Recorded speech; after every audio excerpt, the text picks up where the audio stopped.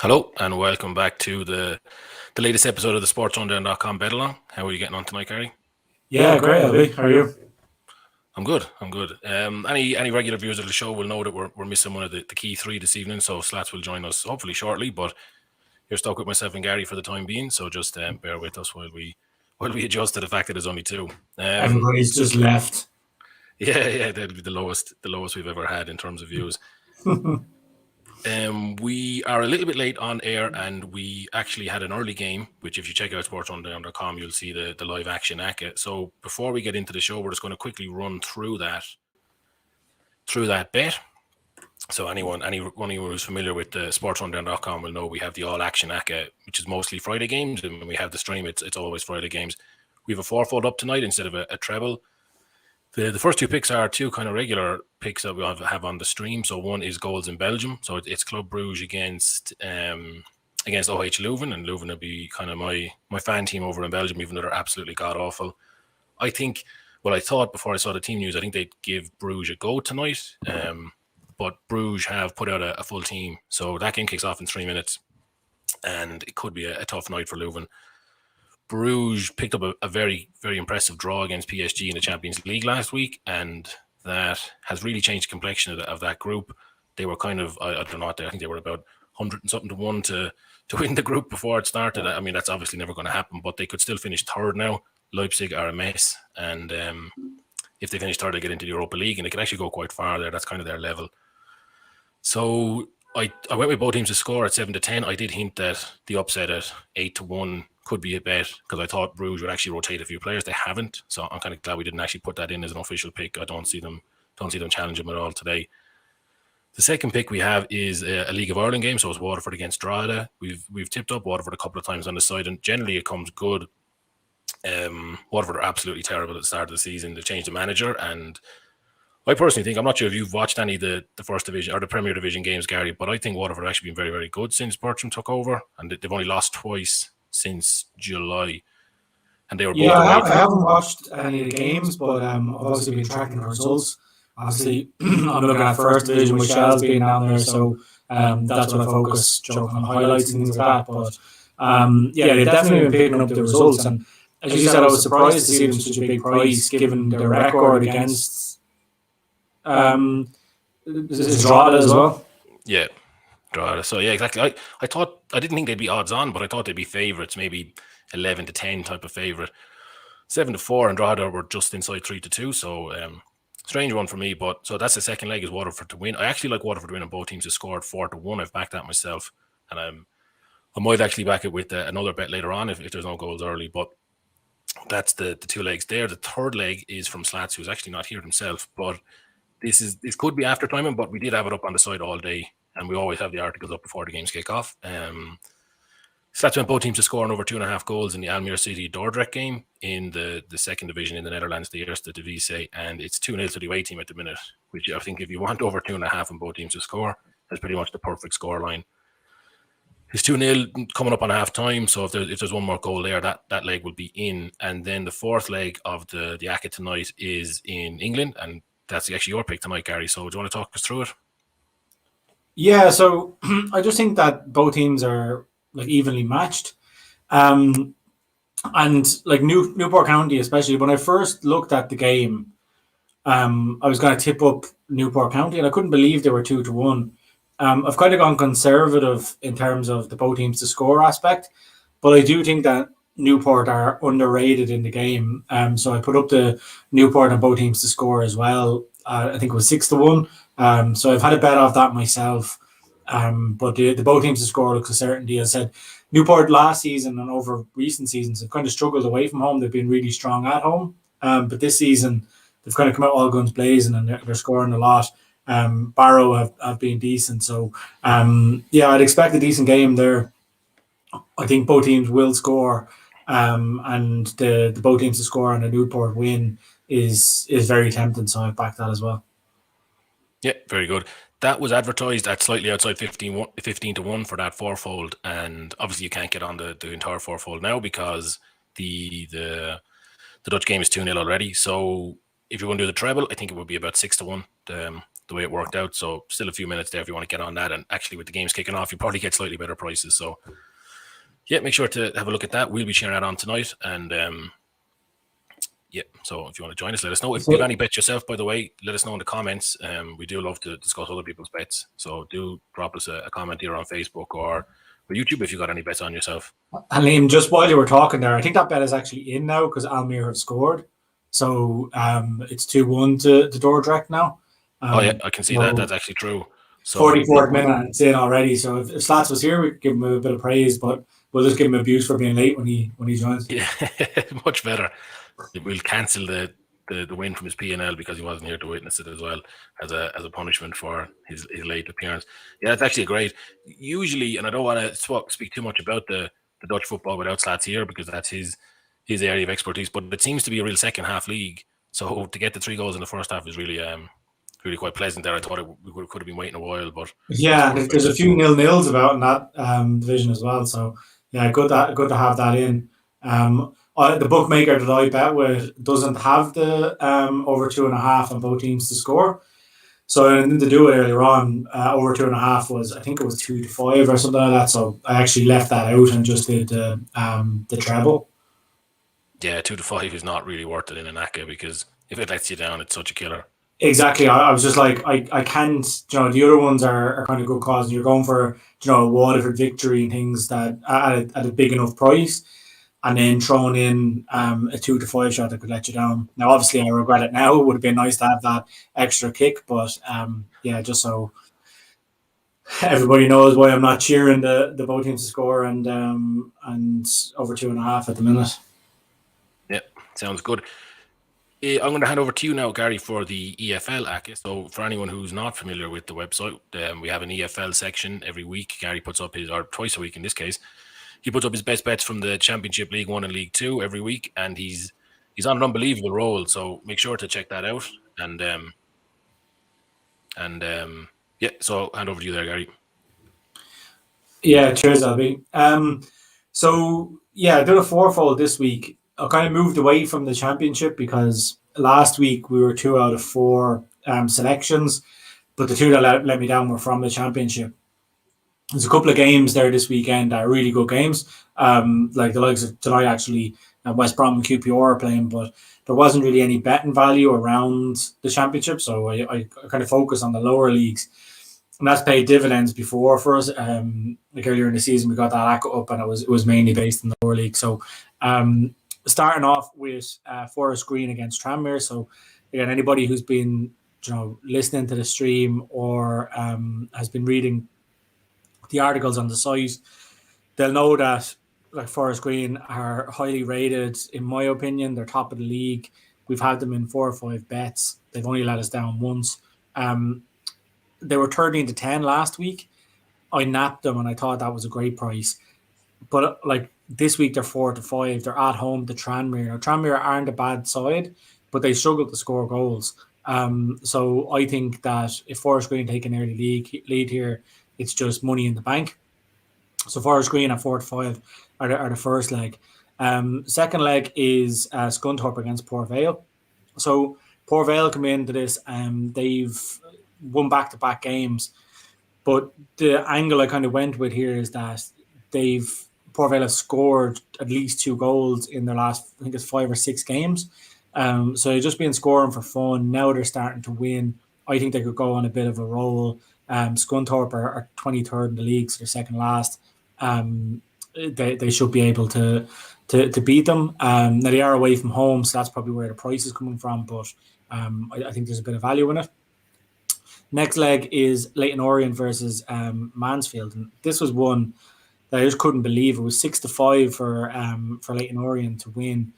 Leyton Orient are second in the league. They're playing some good stuff this season. Mansfield started the season well. A couple of decent wins and a draw or 2, but they've gone on a massively bad run recently. So I think they've lost or they've no win in their last 6 games. They've dropped down. They've kind of in free fall down the table. They're down to 20th now, and just at Mansfield are second. You can get 6-5. I don't see why they should be that price. So I had to put Orient in. Orient the second. I think I said Mansfield. Yeah, so I had to put Orient in there to win. So that's the third leg. And the fourth leg is Plymouth versus Doncaster. Plymouth are great at home. They have the top scorer in the league in Ryan Hardy. Luke Jeffcott scores a lot of goals as well. I think they'll have way too much firepower for Doncaster.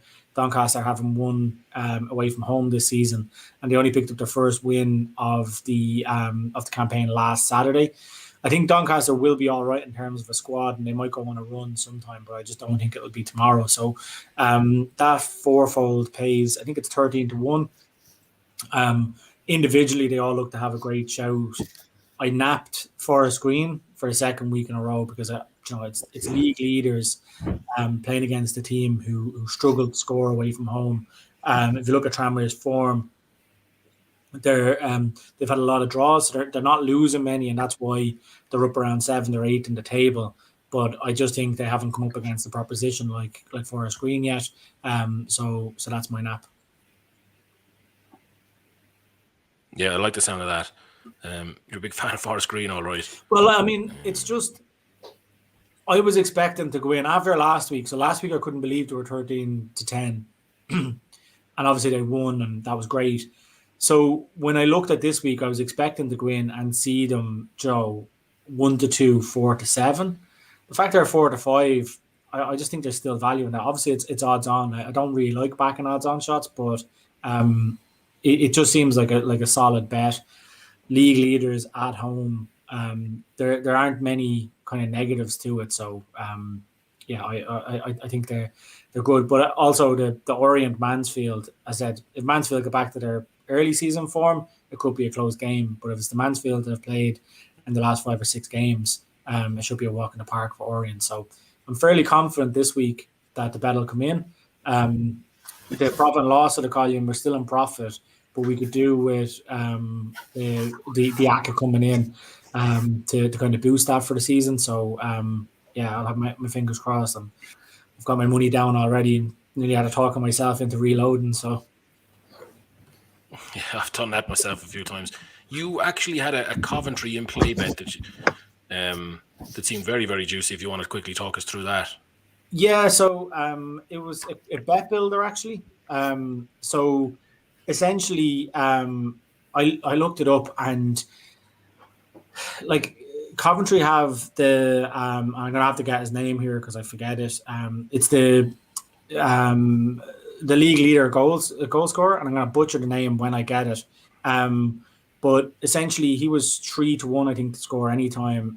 His name is Victor Guayroquez. I said I'm probably butchering that name, but he was about 3-1 to score anytime. For he's leading the league in goals. I think he's second in the league in goals to Reading's John Swift. I think he has 5 this season or 6 this season. Coventry on a decent run. Peterborough, they won last week. I think they won 4 or 5-0 against Birmingham. So they'll have a bit of confidence about them, but their away form has been fairly shocking. And then I've put 2 cards with that. So it's a bet builder for Garocas to score anytime. And then it's Gustavo Hamer and Dan Butler to be carded. Now, Hamer has had... You love a cards bet. Yeah, but Hamer has had 4 bookings this season in 8 games. So, 50% of his games he's been booked at. And I was like, right, maybe that's an anomaly. And I went into last year's form and looked at him. And I think he had 8 yellows and a red card last season in 35 games. So, he's fond of picking up a card. And Butler was similar. So Butler wasn't as bad. I think he has 3 bookings this season and he had 5 or 6 bookings last season. But in both of their patterns, there was runs of games where they picked up the cards. It wasn't kind of just a sporadic thing. So it needs a bit to come together, but overall it's nearly 40-1 if you put them in a treble. So yeah, I thought that it was value, and I think it's just I'm actually going to be watching the game here, so it was just to track it while we were on. Yeah. And for anyone who's eagle-eyed, you'll have noticed that there's now a third face on the screen. So welcome, Slats. Welcome to the show. How are you? Good. You missed all the praise, Slats. With the Friday night ACCA, is it? Yeah. Yeah, I saw my leg of it's in already. I was pretty happy with that. All right. Nice to get it in early. Yeah, definitely. Yeah. And I was saying that I was considering going with Almere win and both teams to score, and they're actually down 2-1. So I'm glad I stuck with. There wasn't enough extra value, and you know the way early in the season, especially in the league like Dutch 2, you can't rely on the kind of kind of medium form, like the form over the opening 4 or 5 games to really dictate the results. It hasn't kind of settled down yet, so it's definitely risky at the moment backing results, but you know the goals are going to be there. So yeah, nice and comfortable to have that in going into halftime. Yeah, I'm not sure if you heard me say it, Slats, but I always have a feeling that division is quite a second half division. But is that the case, or am I just imagining that? Well, I mean, looking at it there tonight, I agree with you. It is. I think the reason we have that feeling about it is that we've often been in a situation where we back, say, 2 games to have over 2.5 goals, and one's 0 odd at halftime and the other's 1-0, and you're getting edgy, and then the bet walks in the second half, that sort of way. So you kind of build up that perception that it's second half goals are a much larger ratio, or the ratio to the second half, the first half. But looking at it now, I mean, of the games, it's 2-0, 2-1, 1-0, 1-0, 2-0, 1-0, 1-0, and then 2-0 alls. So there's been plenty of goals the first half there tonight. Yeah, I do think there'll be more in the second half than there has been in the first half. I would say that's probably the case with, most European football divisions that I'm familiar with. I get that feeling that there's more second half goals than first half. Yeah, it could be the case. I know it was definitely something we talked about for Stats Corner back in last season, but we can have a look at it again. Don't want to make any bold claims here if it's not the case. But that game is now half time, so the rest of the games are all underway. No real goals to report. So while we're waiting for that, sorry, before you move on, Albie, there is a goal to report, and that's Newport County have taken the lead against Barrow. So anyone who followed me in on the Newport to win and both teams to score is looking good. And obviously, it's nice to have a goal. I think it was the 7th minute that the goal went in, and so 7 minutes in, a goal up. It's nice to have that. So just before you moved on, wanted to get that out there. And again, for the both teams to score, the away team to have the goal, really, it feels way better than the home team having it. Yeah, exactly. Yeah. That sounds good. So the next one I want to look at is the Serie A. So anyone familiar with the site will know that we have a Serie A expert. Our boots on the ground in Italy is Enzo. He writes some pretty good bets. He does have one market that I'm not a fan of, which is over 3.5 goals, but he does seem to get it quite often as well. And he's looking at that this weekend. Anyone who's familiar with the site now will know that the article that we're showing is the midweek one. So he did tip up Arnautovic to score. I think at 7-4, was he, or something like that? Maybe a little bit lower, but he bagged the goal anyway, which keeps the P&L for the Serie A on track. And keep an eye out tonight. There will be an updated article there very, very shortly.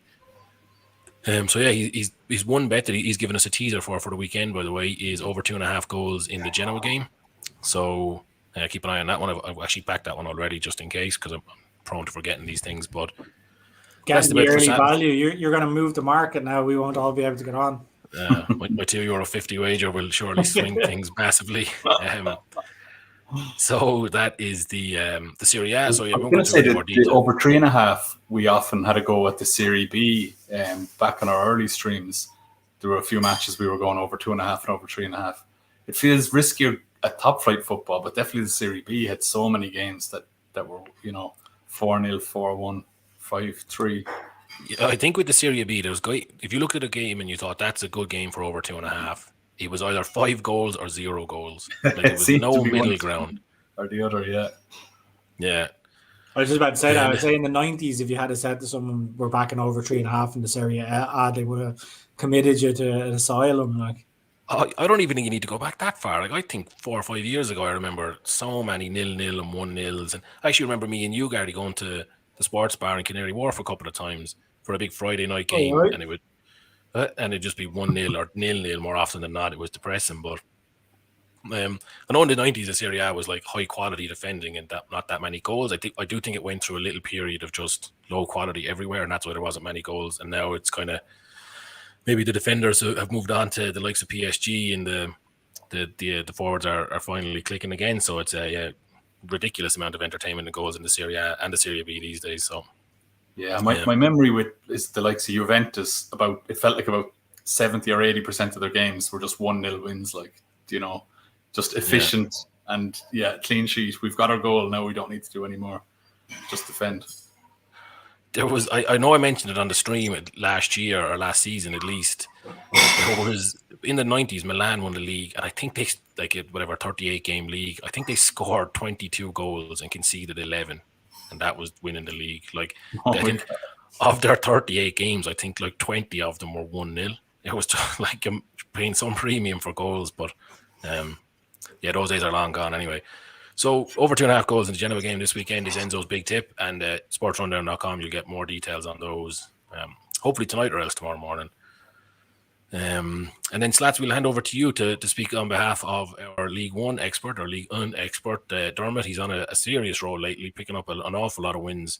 What are your thoughts on his League One action this weekend?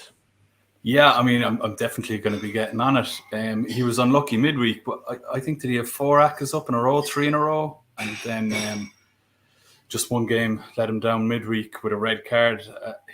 I didn't see it myself, but he certainly claims it was an unjust red card. Yeah, no, I saw it, lads, and it was never in a million years was it a red card. So it wasn't even a free, never mind any sort of card. And I mean, that's coming from Gary, who thinks any contact in the box is a penalty. So, I mean, for him to think it's not a red card is some serious going. It was comical. The ball was like a high ball over the top, and the defender went to clear it and did clear it. But his follow through, he kind of kicked the ball very high, and he just kind of fell himself, and the forward fell over him, like just as you'd expect. You'd see it 100 times in the course of a weekend of football. And straight red card. So ridiculous, absolutely ridiculous call. I was very, very unhappy because I had it I just put on a mug, €5 ACCA. It was paying about $2,500, and I had 6 of the 8 legs up at that stage, and then they got the red card. So I was absolutely devastated. But then he didn't win anyway, so it was all right. I checked myself out of the asylum because I would have gone insane had that been the reason. But talk us through this weekend's Slats, if you have any thoughts on his main bets. Dermot's up at treble paying 15-2, and it's one of those ones that individually the 3 picks he's gone for, and I mean I'm completely basing this on the description and stats he's given in the article up on the site. I wouldn't be familiar enough with the teams to know it myself, but they just look like such straightforward results. Nice to win, okay, granted they're away from home, but to win 13-10 away to San Etienne, and just based on how the season has gone so far, it looks, as Dermot said, that it could be a comfortable enough victory there. Bordeaux, Rennes, both teams to score 17-20. Again, it's just a solid close to evens bet, and the stats so far, they've been scoring and conceding plenty. So, there's absolutely reasonable expectation for both teams scoring there. And then the third one is Monaco to win 21-20. So again, just in around evens. So the 3 bets are, close enough to evens. Paying 15-2 in a treble just seems really generous for those 3. Monaco are playing away to Clermont, who just got promoted this year. I think they got off to a decent enough start, but they lost 4-0 last weekend, and they lost 6-0 to Rennes during the week. So it seems like the kind of wheels have fallen off a bit. One of the key things that Dermot was focusing on is backing teams with bigger squads that can handle the congestion that's been happening in the league. They've all had 3 matches in the space of a week, so he's kind of leaning that angle with bigger squads. It completely makes sense, and you're reading it and you're just like, I need to get on this. He thinks that the likes of Clermont with a smaller squad and I guess the less experienced too aren't going to be able to see out the week, see out the 3 games, and they'll fall to another loss tomorrow. I actually think that could be the first time I've ever heard you say the word Clermont and not in relation to the Heineken Cup. That's true, actually, yeah. It looks like a very tasty ACCA, and based on his form so far this season, I already have FOMO that I'm not on it yet. I need to get my money on it before it's time. I missed his first 2 ACCA wins. I was just hanging my head in shame. Anyone who watched the stream last year will know I've got a bad habit of not having the ability to actually get a bet on. I'll talk about it for too long, and then it comes in. So missed both of his, so I'm on this one already. And right, so and then from the League One, we moved to La Liga in Spain. So we also have another new contributor this season on the website, Savage, who is an expert on all things Spanish football. And again, you'll see that this article is the midweek article. So his weekend article will be up. It'll be up tonight, not long after the stream ends, and he'll have a few more insights for us. His kind of preview or his little teaser bet was that there'll be a lot of goals in the Madrid game, and I think he expects a very comfortable win there. So we'll see what the tip is. I'm expecting Madrid -1 or something like that, but we'll find out in a couple of hours. I'm already looking forward to that one. His was like he had 4 calls in La Liga during the week, and 3 of them came. Well, 2.5 came in. So pretty good run for there in the Spanish football as well. So make sure to check out SportsRunDown.com for that as well. And the last previews we want to actually look at in terms of the articles on the site is the college football. So that's an article that I post myself every week. It's looking at underdogs and kind of upsets in the CFB.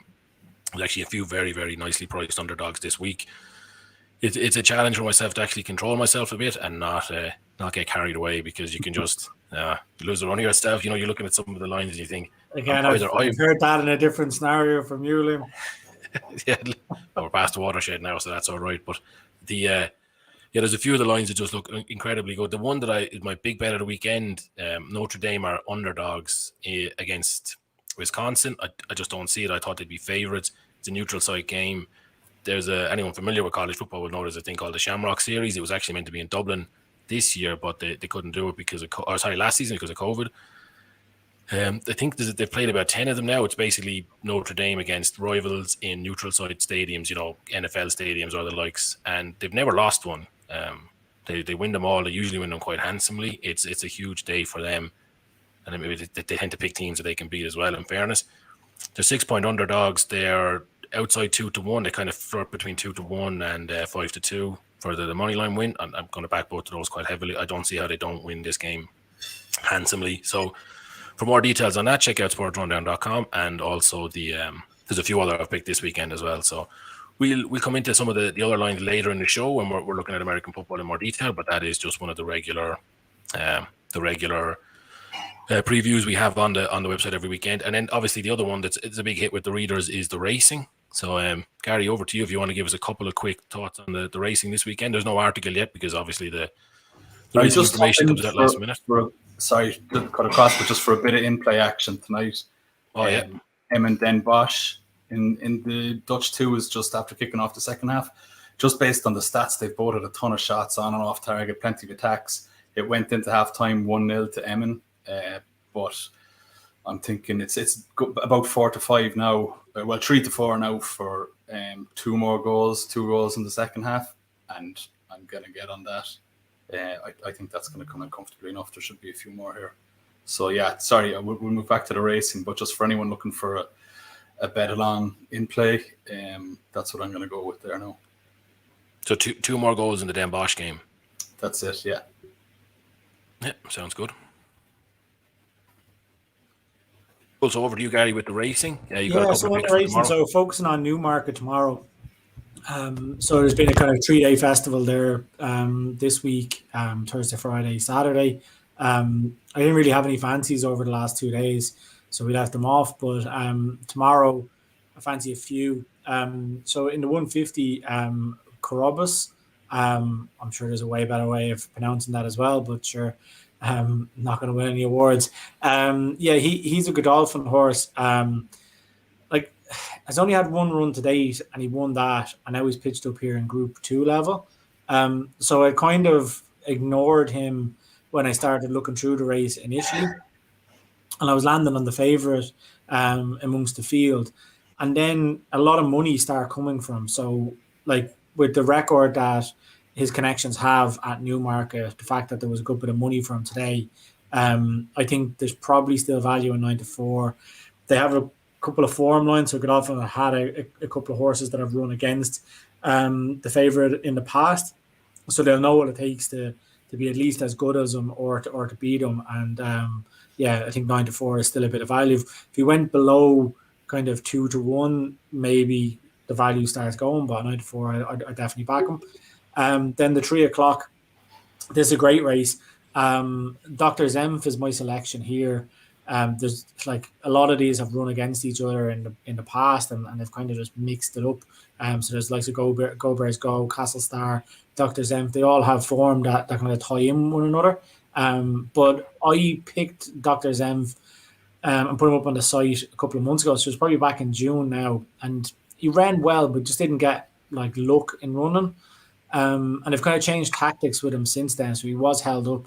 He's ridden a bit more prominently last time out. So I think that change of tactics here could help. And he also has a little bit of staying power from what I'm seeing. And I think he'll like the little bit of rising ground in the new market. So at 6-1, I think he's a decent each way bet. And then in the big ones, so the Cambridgeshire is the big kind of handicap of the day. It's just a cavalry charge over 9 furlongs. And I think that basically the top of the market, there's a lot of favourites. Those favourites, like, you know, they're in around 6-1. I don't think there's value in that in a race of this nature.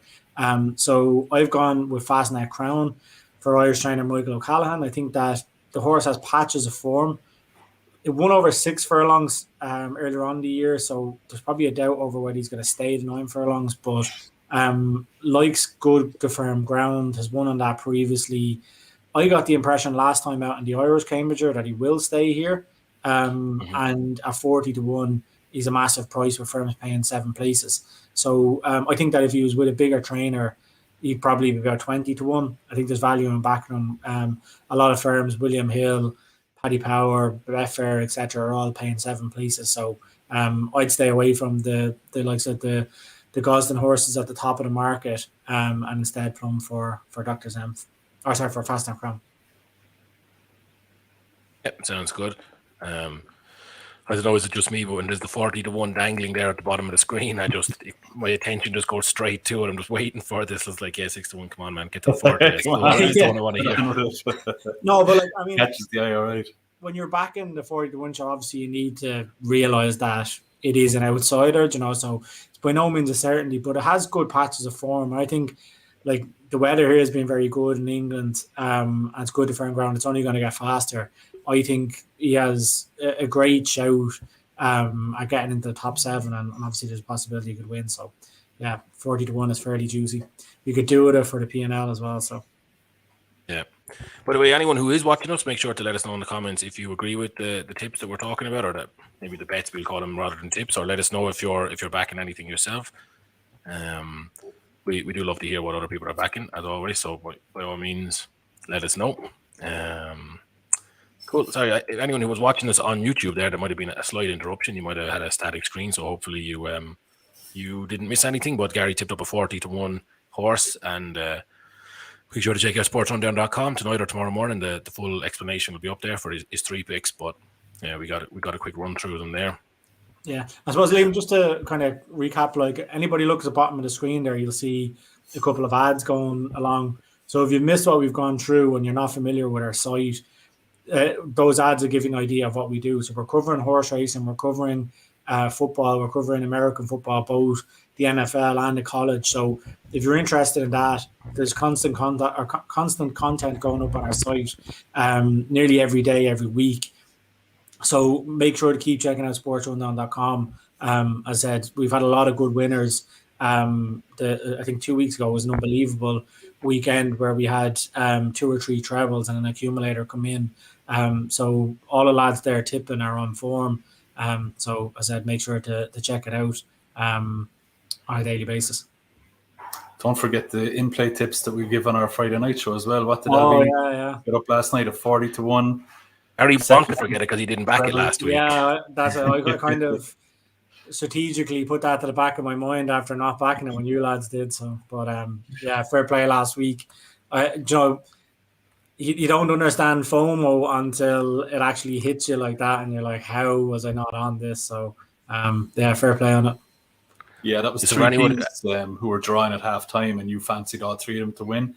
And it just reminded me of it looking at Waterford's game there tonight. Waterford actually went down. I think it was 1-1 when we backed it, and they went down 2-1 and came back to win 3-2. So there was a bit of drama. All 3 of the games were drawing at half time. So it was 1-1 in Waterford. it was 1-1 in the Cercle Bruges Open game in Belgium, which was actually another upset that we tipped on the site. And then Sassuolo Torino. So we'd actually all fancied Sassuolo to win prior to the kickoff, and then Torino just absolutely played them off the park in the first half, but the odds didn't really move. So we put the three of them on as a treble. I think it was 39-1, 40-1, and it came in. So it was actually a very, very enjoyable show last week, all right. Yeah, and because Waterford went down by a goal, we kind of chased it into a double that was, I think it paid about 18-1. So we thought the treble was gone and we went for the double, and then both came in, which was a lovely I didn't want to make too big a deal of it last week. I actually had the other double as well that didn't have Waterford, because I put the double on, then I saw the treble. I was like, that treble was way overpriced, so I did the treble, and then Waterford went down. I did the other double, and then all three of them came good. But anyway, we move on. We don't want to force Gary to drown his tears over there. So, and it's very, very happy for me to be the one who didn't miss the bet, because that's generally I'll be changing my beer to whiskey now in a minute. I'd be that depressed. Yeah. Speaking of that, the Friday Aka so far is goalless, so nothing in Waterford Drogheda.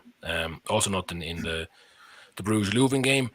I'm not really surprised there. I think Leuven would have really targeted this game, and they're probably going to give it their all. I still think they'll come up short, and there's plenty of time for the goals, but nothing so far there. Still 1-0 in the League 2. Newport County with their early lead over Barrow. And nothing in the Coventry game either. So QPR have taken the lead there against West Brom. Gary, what are your thoughts on that game? Yeah, so I said I looked at the game, and I was gonna put West Brom and over 2.5 into my Aka, but people who again have been reading the site over the last couple of months, they'll know that I tipped QPR up to finish in the top 6. I think they're a good team. So I kind of just couldn't justify the West Brom victory. Like, West Brom are priced up at 8-13 or something like that to win the game. The way the game has started, it's just so open. There was a defensive mistake for QPR to get their goal. Andre Gray scored it. But looking at the prices still, like, you can get QPR at 13-8 with a 1-goal lead. And this game is end to end. Like, West Brom do look dangerous when they go forward.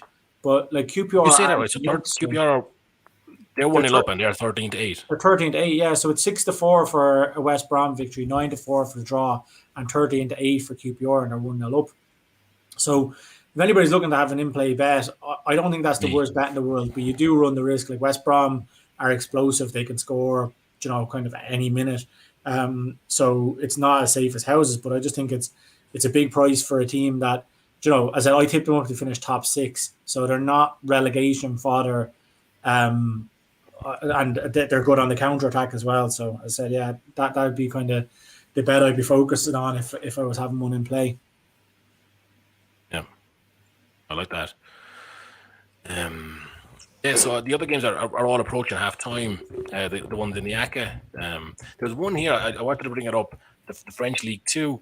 So that there used to be, I don't know if either of you remember when we were all working together in the same 9 to 5, that it used to be the Friday night. There was always a full schedule of French League 2 on, and it was kind of like, it was what the Serie B was before the Serie B became the Serie B, if you know what I mean. It was just, there'd be a lot of 0-0s and then a few sort of 4-3s and 5-1s and stuff like that. So I was going to back it tonight, back a load of goals across the various games, and I just thought what I'll do is I'll wait till half time and then maybe back less goals in a couple of the low scoring ones.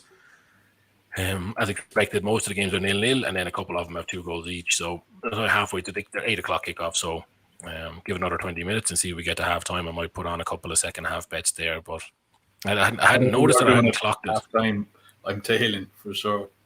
Yeah, that was another FOMO one we used to have on Friday afternoons in work before everyone was doing the betting on their phone, who got their French League 2 Aka on at lunchtime. But I see quite a few people have just joined us on YouTube and on Facebook. So we've got Matei Romanellu, or I probably butchered your name there. I apologize in advance for my awful pronunciation. I can barely read English, never mind anything else. So let us know in the comment there what you're watching, or what games are interesting you, or what bets you have. I'd love to discuss it, and make sure to hit that subscribe button. It makes a big difference to what we do here. We like to share our thoughts, but we do appreciate a follow or a subscribe depending on the platform.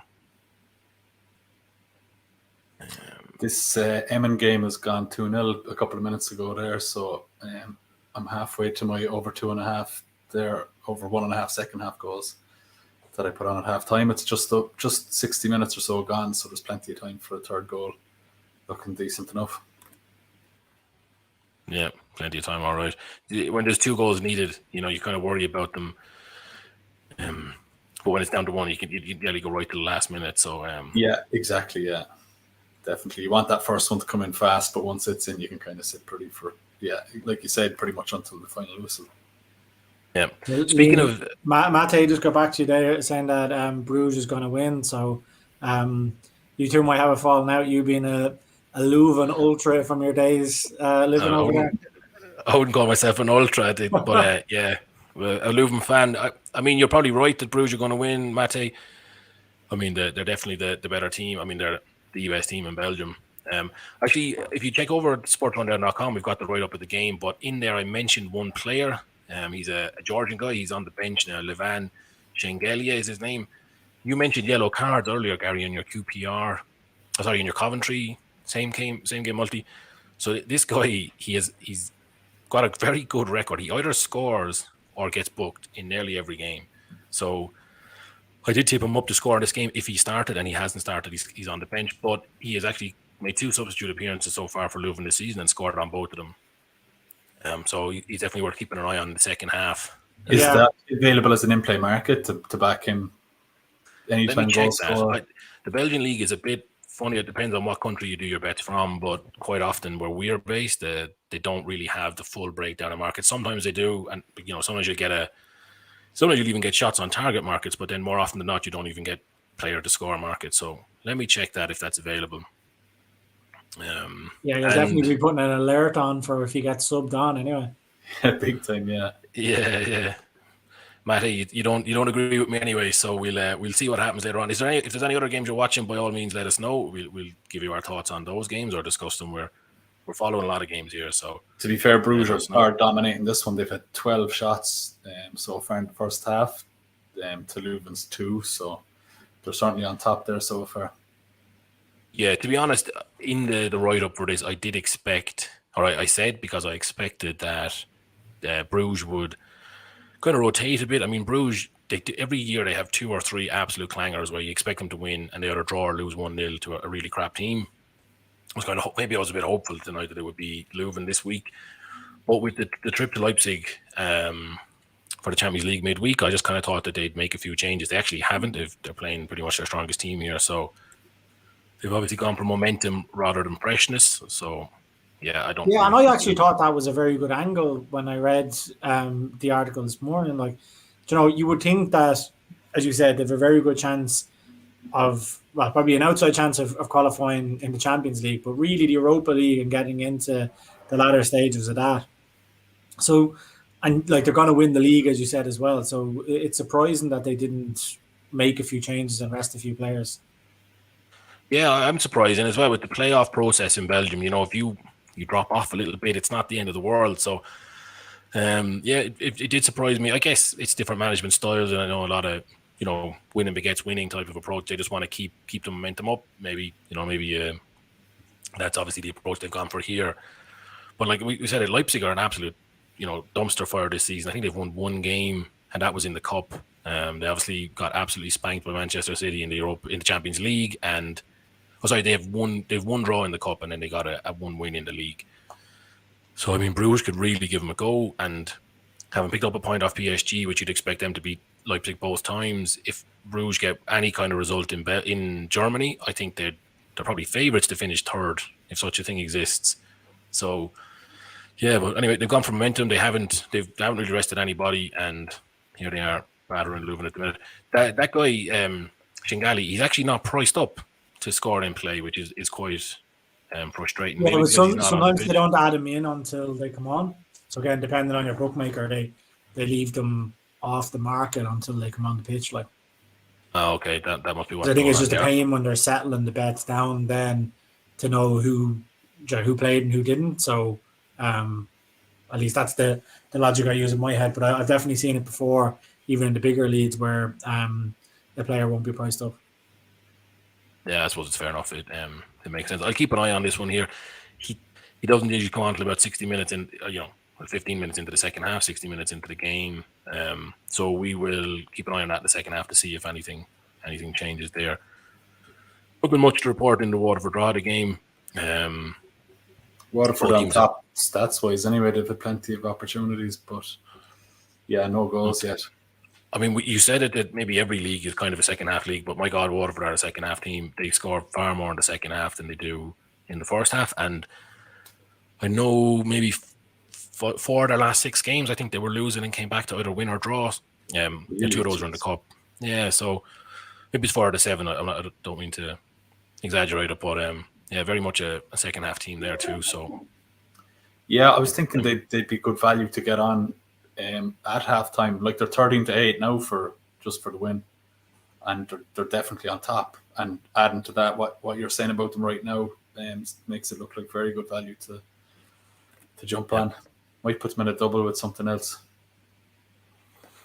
Yeah, I was actually looking at doing a double with QPR and Waterford at halftime. Obviously, the value on QPR will sort of fade away as they the time goes on because they're already winning. But there's 2 guys. So there's a guy called Lang and there's a guy called Vanaken, both for Bruges. And Vanaken was my first pick for a goal scorer, but then I thought he's actually not going to play because I was sure he'd be rested for this game.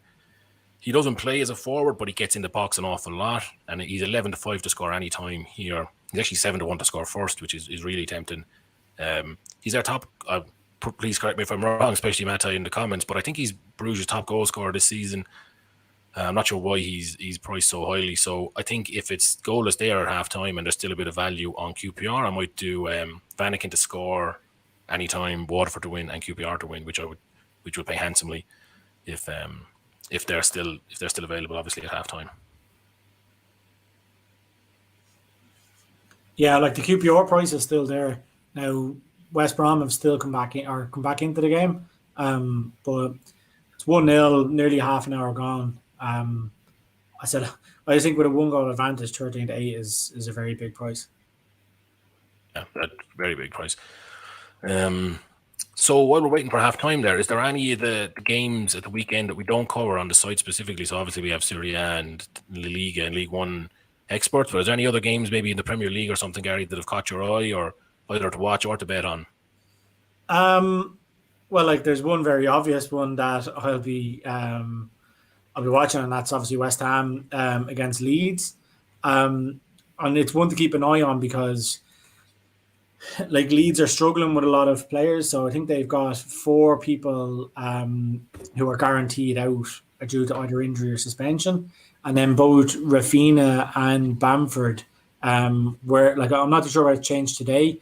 When I looked it up on Wednesday, they were both doubtful for the game with injuries. So I think given the form that West Ham are in, the fact that they could rest, they made 10 changes to the team on Wednesday night when they beat Man United in the Cup. I think, when the team sheets come out, if you can see that Rafinha and Bamford aren't there, I'd be looking to get on West Ham. Even if I don't have a bet, obviously that's the game I'll be following most closely.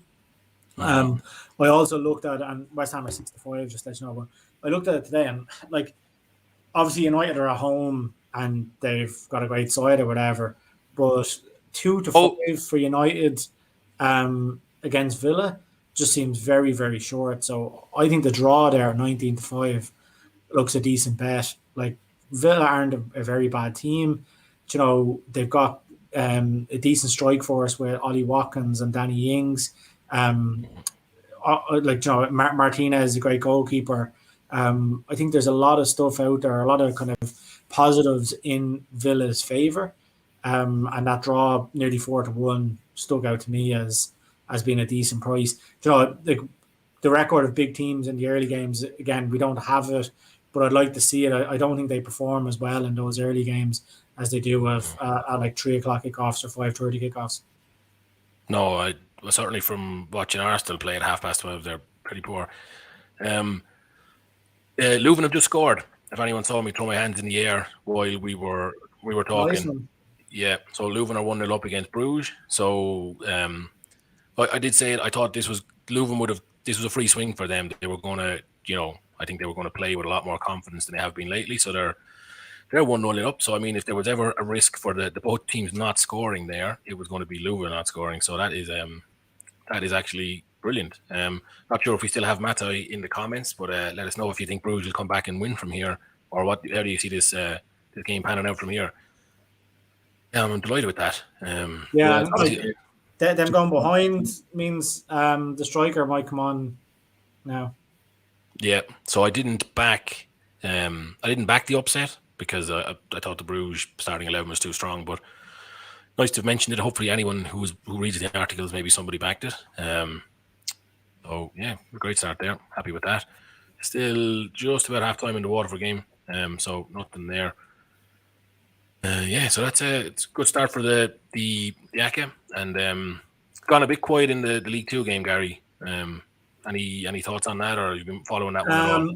Yeah, no, it's just approaching half time, so I'd say it'll end with Newport being 1-0 up at half time. Are you watching any of that, Gary? Do you have it on, or?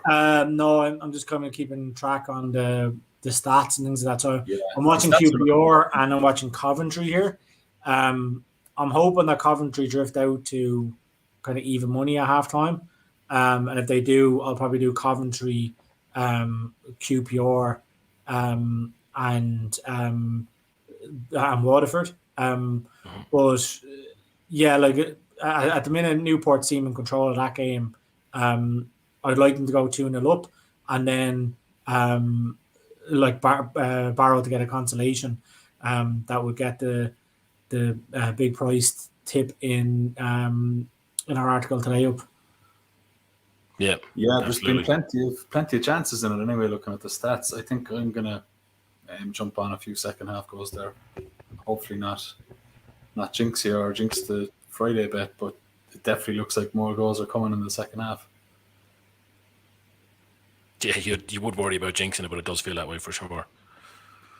Yeah, and then Michael Valaderas in our comments has just asked, is the VVV Velo game still 0-0?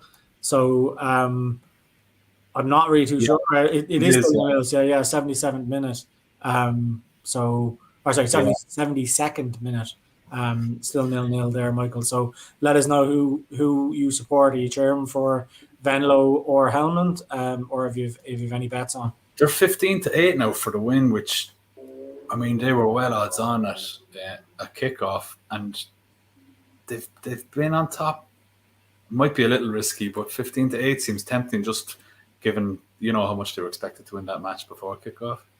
Yeah, and but 17 minutes now, so with injury time, you've probably got 20 minutes left. So plenty of time to get a goal. So Michael, let us know what you do there. What would your play be? Keep your powder dry or back either Venlo or Helmond to win. Yeah, I'd love to know what the bet is there, or what your thoughts on the bet are there. So if he fancies Venlo to win, I'm going to get on it. So let us know. Yeah, no pressure. You're playing around with our money, Mike. So make sure you're sensible. Yeah, big time. That could be actually a very tasty bet in a couple of minutes, because it is pretty much half time now. We could get quarter for QPR and BVV, or however you want to say it. So I'm just tracking the odds in the Bruges game here, and Bruges have gone out to 11-10 now. I did say that they're prone to the odd clanger, so I'm not sure if that's quite value yet, but it's a nice jump in price there. The way you said, like QPR, Gary, were still 13-8, which obviously implies that there's still a lot of expectation on the team that are losing to win. So I was worried the Bruges would actually be odds on still, but 11-10 now is getting there. So hopefully in a few minutes we could have a very tasty in-play bet to go on. Yeah, definitely throw in a few more goals in that Barrow game as well. It's even money, just over 11-10 for 2 more goals there. So I think I'd add that to it as well. Yeah, she can write that down, because like we said at the start, I have a huge tendency to talk about the bets and then miss them. So yeah. The QPR keeper just pulled off an absolutely class save there from West Brom. A decent attack down the right hand side, ball got crossed into the box. It was a free header. and kind of point blank the keeper was able to save it. But he saved it and was able to scramble to get the ball as well. So, but still, again, like West Brom are definitely on top now. But I can see them being picked off on the counter attack because they're like, there's only 35 minutes gone, but they're throwing everybody forward. It's mad. It's kind of gone all out attack. I do feel that Friday night games have the tendency for that maybe they're playing under lights, but the teams seem to be an awful lot more gung-ho on the Friday night games than you see in other cases. Yeah, and then just to update you on my treble in the Coventry game. So good old Dan Butler has got a yellow card. So that's one leg in. Nice. So I just need Gogeres and Hamer. So Gogeres to score and Hamer to get a yellow card in the second half. It's just half time there. But nice to have one in a half time. It gives me something to shout on in the second half. Yeah, absolutely. I have a feeling that the Waterford match is not priced up in play on Betfair. So if that's the case, it's going to change my halftime accurate, or I'll have to move my business elsewhere temporarily. Yeah, it's not available. I can see on Sky Bet they're 7-4 on Sky Bet at halftime. Yeah, I'll have to do that. Betfair is usually good for the Premier League of Ireland games. Yeah, strange one. Yeah, well, we might have. I'm actually going to get that bet on now, just to not talk about it and then miss it. So give me a moment. Yeah, I only have my Betfair option tonight, so that's annoying. Yeah, it's weird. They've taken all the markets down for the Waterford game, which is strange. Maybe it's because you lads cleared them out last week. They just don't want to take any more. They're tuned in. Yeah. Yeah. They'll watch to see if it comes up on the stream, and if we're talking about it, then the market gets taken away. Then exactly as I said, they're all market influencers. Oh yeah, big time.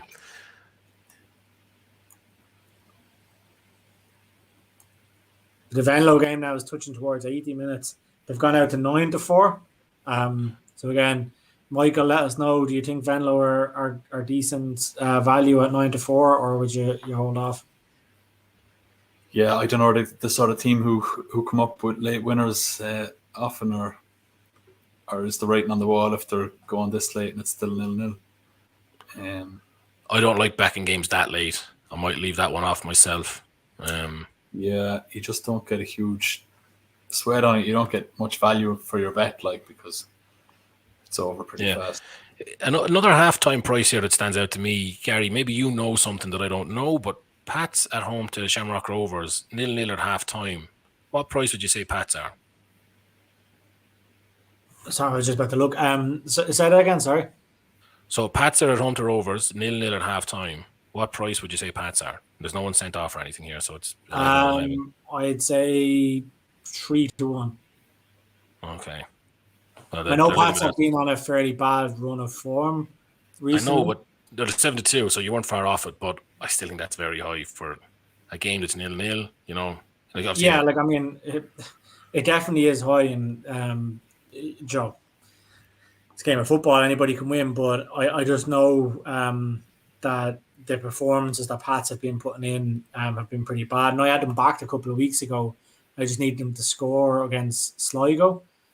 And I think they had something like 20 shots and only had one on target or something like that. So, I don't know whether they're still playing as bad as that, but they definitely were in a bad run of form.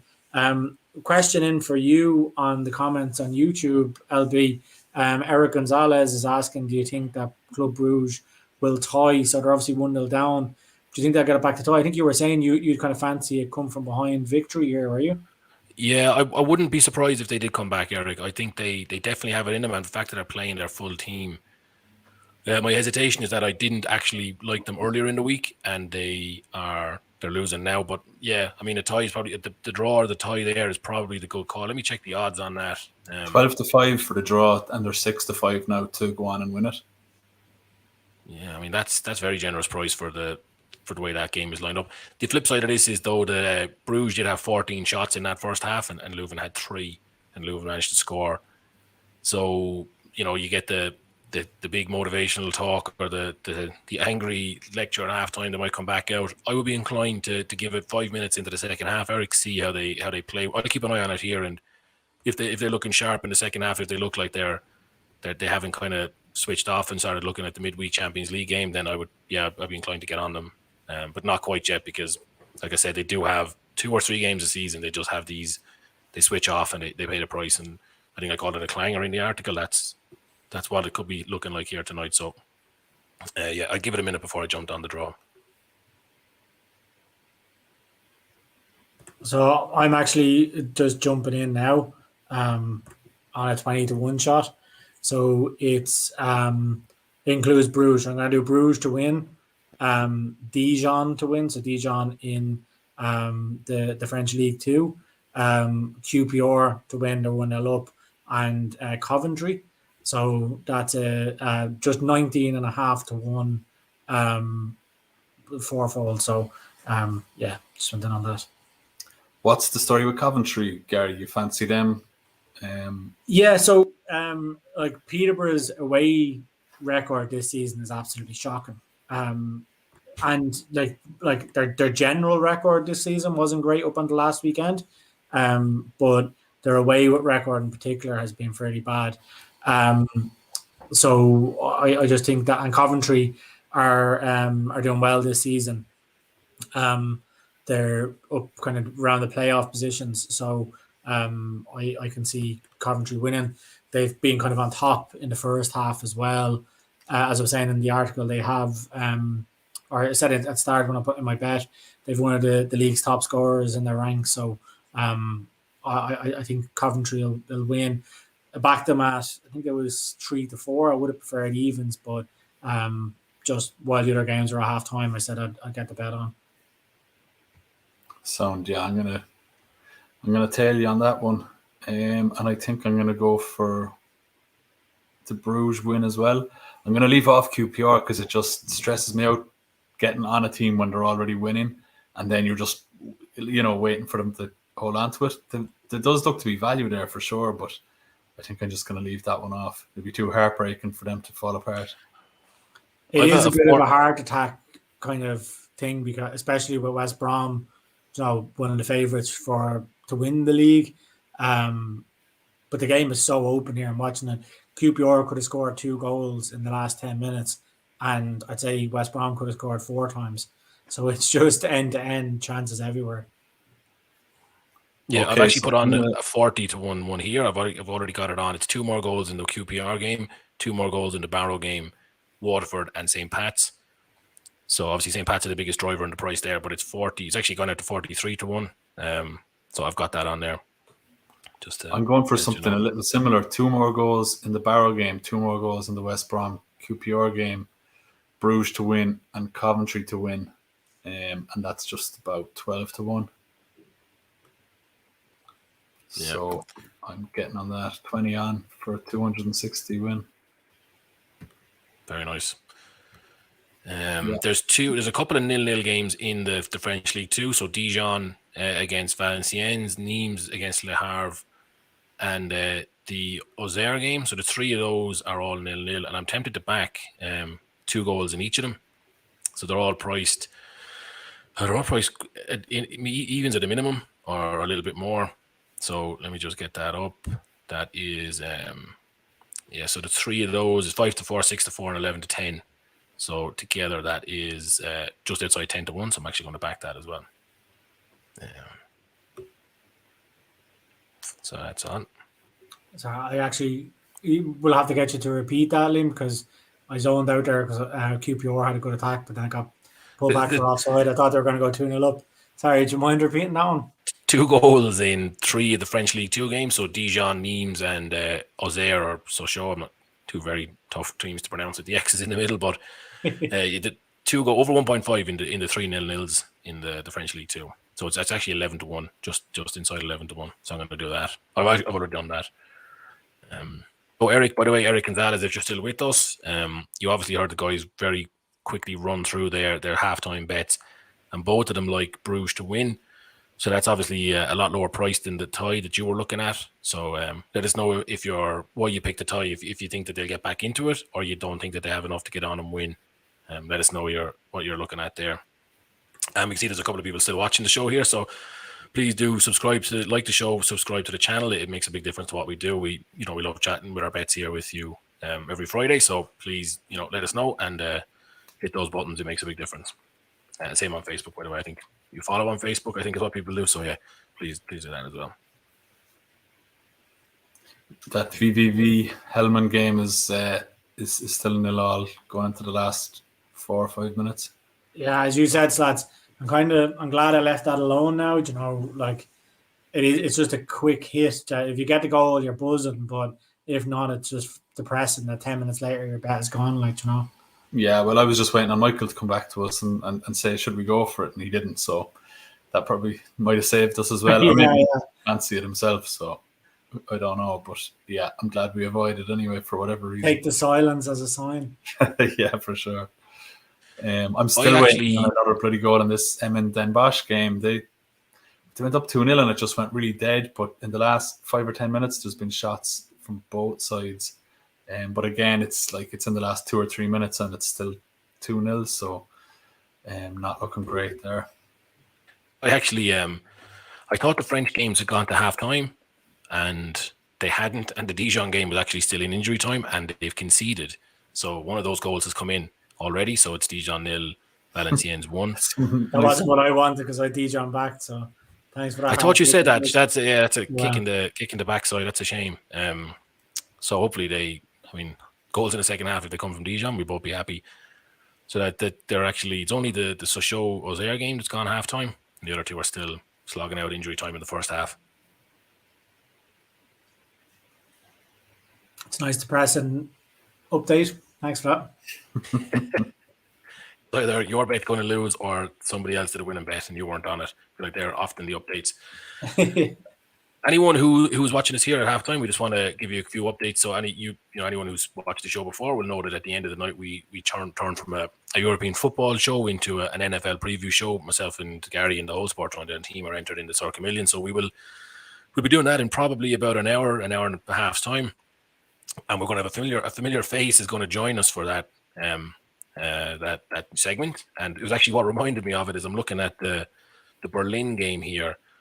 The Greuther Fuerth, or however you pronounce them, against Bayern Munich. Munich are 2-0 up after the hour, and I feel like that's exactly the sort of game that PK would have jumped all over last season when he was on the stream. So he won't be the familiar face. It's a partner in crime. Lee will be with us in about an hour and a half's time, so make sure to stick around for that as well. Yeah, looking forward to that now. Yeah, same as. We need to improve our Circa Millions picks, but looking forward to NFL speak. We need to get better at making the selections because between the two of us, we're still getting more than nearly 4 out of 5 right every time we talk, and then we combine them and manage to ensure that every loser we've discussed gets in the bet. So frustrating. Johanna Gonzalez.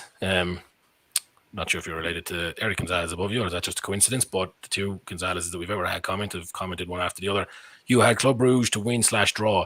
Do you think it's possible? Yes, I think it's very possible. I'm a big fan. I'm not sure if you're with us at the start of the show. I'm a big fan of OH Leuven. It's my old team, but I think that they are an awful lot worse than Bruges. So I would not be surprised at all. Let me just check the odds here, what the expectation is, but I would imagine that it's still inside evens for Bruges, double chance. So the bookmakers think that it's 2-1 or plus 200, depending on what part of the world you're in, for Leuven to win this game, even being 1-0 up. So yeah, I think objectively speaking, Bruges will probably win. The tie is definitely a possibility, so I wouldn't be too worried yet, Joanna. Give it a bit of time. I'm not sure if you saw the team news. They got a very strong team out, Bruges. I thought they wouldn't, with an eye on the Champions League next week, but they've gone with all the big names, and they have 45 minutes left to punish Leuven. I wouldn't be worried yet. Happy with that one. If you want to let us know what odds that was, I'm very curious how you picked to win/draw for this market. Must have been quite a conservative price, so maybe a little bit of a shock when you saw Leuven take the lead, but like we said, plenty of time there for them to get back into this one. stay in it, in fact, because they actually played them off the park in the first half, but they were a little bit unlucky to concede from that corner. Back to the Dutch 2, Venlo went up 1-0 there after all, just in the 90th. Oh, no. Yeah. Oh, did they? I saw it. It went Michael would be happy. They were nearly 4-1 at one stage, and I was like, is it worth the small 10 or just a cheeky bet? But then I thought, no. It's stuff. Hopefully, Michael in the comments is a Venlo fan, maybe. Hopefully, you get the late win there. Nothing better for a fan or a better, really, to get the last minute or the last couple of minutes win. Really, it makes the day. Yeah, it would be a lovely start to the weekend now if you were waiting on that winner to come in, and it did in the 90th minute. Yeah. That would have been a just lovely... in the QPR game, so the odds have kind of changed massively now since it's gone to half time. So QPR are now into 5-4 favourites for it, 2-1 to draw, and 9-4 for West Brom. So if you're thinking about getting on it, the value is probably now like. Yeah, good point, Gary. That's something, and anyone who's watching this, if you have any thoughts on this, please do let us know in the comments, because we've talked about it a few times on the stream, and I mean, myself and Slats have been talking about this on Instant Messenger for about 10 years. Like, a lot of these games seem to be priced. Gary, as well, your thoughts on it would be, very valuable. Like, these games seem to be priced nearly on a kind of linear kind of way, that the odds don't move much, and then when they hit certain, not landmarks, what would you call it, like half-time, 60 minutes, 80 minutes, like defined points in time, they just change considerably. And there seems to be kind of like, I don't know what the technical term for it is, but it plods along, and then, like you said, half-time, someone's looked at this and thought, okay, QPR, half-time, better adjust those odds, and there's quite a significant sudden change in the price. I wonder, does that come from the money? Like, is that, people see it's gone to half time and they go in and put a bet on? Or is that just the bookmakers kind of doing a review of the matches and saying, geez, we have them too overpriced, they're winning, it's going into the second half, we need to bring that back in a bit? Yeah, the money is actually a very good point on that one for sure, because, what were the pre-game odds, Gary, if you remember? For which game? For QPR game. QPR. It was definitely 8-13 for West Brom win. So there would have been a lot more money presumably on West Brom, and then now all of a sudden their exposure is probably a lot heavier on QPR. And then look at it and go, okay, we've got them priced up here at 13-8. We better cut that in. I have no idea. I'm just really thinking out loud here, but fascinating to see it happen. While you're talking there, Joanna has put an interesting comment on YouTube. I see it. The 6-game parlay. This is going to be the last leg. So it's win and draw, or is it is it Bruges to win or Bruges to win and draw, or win or draw? Yeah, let us know in the comments if you meant both. Yeah, double chance is what we would call that here in Ireland and England. Johanna, we call it a double chance. So if the team can win or draw, so let us know if that's what you did, and actually let us know the other 5 teams in your 16 parlay. I'd love to. Yeah, I'd be interested to hear that. Yeah. Were they all today, or has this been going on over a few nights midweek? And why didn't you comment us earlier in the week to let us know this winning 16 parlay that we all could have been enjoying? Do you want the job on SportsRunDown.com? Yeah. Every I'd Friday like to we're see here. the odds overall as well. What kind of odds are you betting a 16 parlay on? So if you can pick the bones out of those 10 questions. It's your moment to try and get as much details about the bet into the comments as possible, and we'll cheer on Club Bruges for you. And if you don't feel like typing it all up, by the way, you can just tweet the picture of the bet slip to us. It's S_R_D official, SportsRunDown official on Twitter, and we'll have a look and chat through that bet. Yeah, I do love a big parlay or a big acca to come. Yeah, so John has confirmed it is double chance. So 1 goal to land the acca or the parlay, that's not bad. Yeah, first 5 minutes, not even of the second half, and Bruges have had a few more chances. So, LB, you said yourself to give it a few minutes into the second half before backing Bruges, but it looks like they're, trying to push on a bit anyway. Yeah, I think it was who in the comments it was Joanne asked if it's still a possibility, and somebody else asked if they'll tie. Eric asked if they'll tie. I think that, I'd actually at this stage I'd be more inclined to think that they could win than just draw. Leuven, like we said, are incredibly, what would you call them, a fragile team. So I think if Bruges do score, I wouldn't be surprised if they scored a second. Yeah, they have momentum at that stage if they do get one back. I'm not sure anyone, if either of you guys read the Friday Acket, but I kind of alluded to some funny business that goes on at Leuven. Did we ever talk about that before? After, like years ago, we might have talked about it, all the kind of corruption and accusations, or alleged corruption and No, it accusations sounds involved in juicy Leuven. though. Oh yeah, like they used to always, like at the start there was a stadium requirement for the Belgian First Division or First Division A, and Leuven were in the First Division B.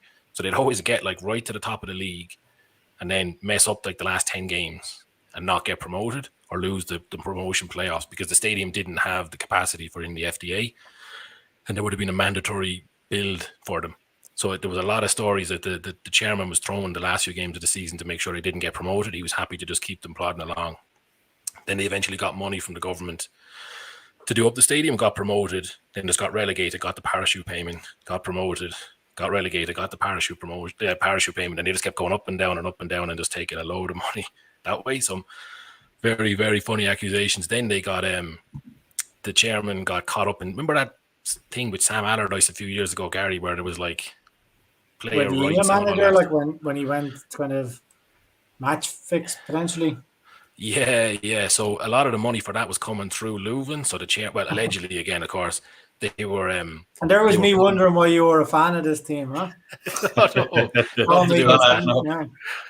Yeah. So a lot of funny business there as well. And then eventually he was forced to resign. They've actually been since scooped up by the Leicester owner group, the King Power, whatever group that is, King Power. So they're the same owners there. But so now it's all above board and legitimate. I'm sure it was always legitimate, but there were some very serious accusations back in the day. SportsRunDown is going to be no more. We'll be sued by Sam Allardyce, the ex-Leuven chairman. It used to be mad because like there was no. I think betting, certainly when I was living there, the betting in Belgium was very highly taxed on the stake, so people just didn't really do it. It was difficult to get bets on, and there was no real point unless you were doing super high odds. But a few of the pubs had we call them English and Irish people who would be taking bets over the phone and sending them back home, and a bit of carry on like that.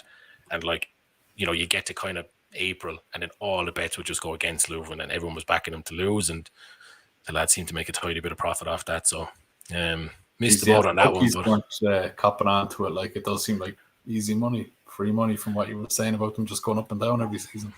Yeah, although I don't know if I'd be taking a punt on that type of corruption-based betting when you're making your bets over the phone to an unlicensed bookie, but that was exciting times. So anyway, I think there's been a goal. Stephanie's gone suspended anyway, so. Oh, Waterford have gone up 1-0. Yeah, Waterford are 1-0 up, and it's down. They're down to Drogheda down to 10 mil. There is a review for a penalty in the Club Bruges game. Yeah, that's why it's suspended, is it? Yeah, it's not being given, and the Bruges manager's going bananas here. I think there was one in the first half as well. There was definitely some VAR check for. It's still suspended, and the referee is looking like he's just moved on with things. He's kind of telling everybody to calm down. He's brought the captains over here, telling them to. I think he's telling them to tell their managers to calm down, really, because they were. The place is rocking. I think Bruges are really, really putting the pressure on now, so I would be worried about that one yet. Delighted for Waterford to come on up there. Yeah, you said a red card for Drogheda, Gary, did you? Red card for Drogheda, yeah. Yeah, so I mean, not to get ahead of ourselves, but the win there seems quite likely now. I wonder what odds Waterford are in play. 1-9 now.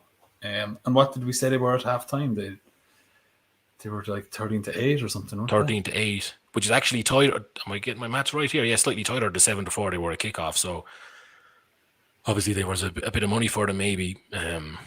But yeah, that's a very profitable angle if this does come good. That wait for Waterford to not be winner at half time and back them to win. Yeah. Speaking of profitable angles, Joanna seems to have a good angle with the double chance. So she had Widzu to win, Sporting Club double chance, Club Bruges double chance, Munich -1.5, Almere City double chance, and FC Helsinger double chance. So a good few double chances in there, but when I saw the double chances, if Club Bruges can get a goal. Munich has got double chances. So that one looks in the bag. Almere drew 2-2. I think they were down 2-1. I think they drew 2-2, so that came in. Yeah, Munich isn't over, but it looks a sort now like winning 3-0.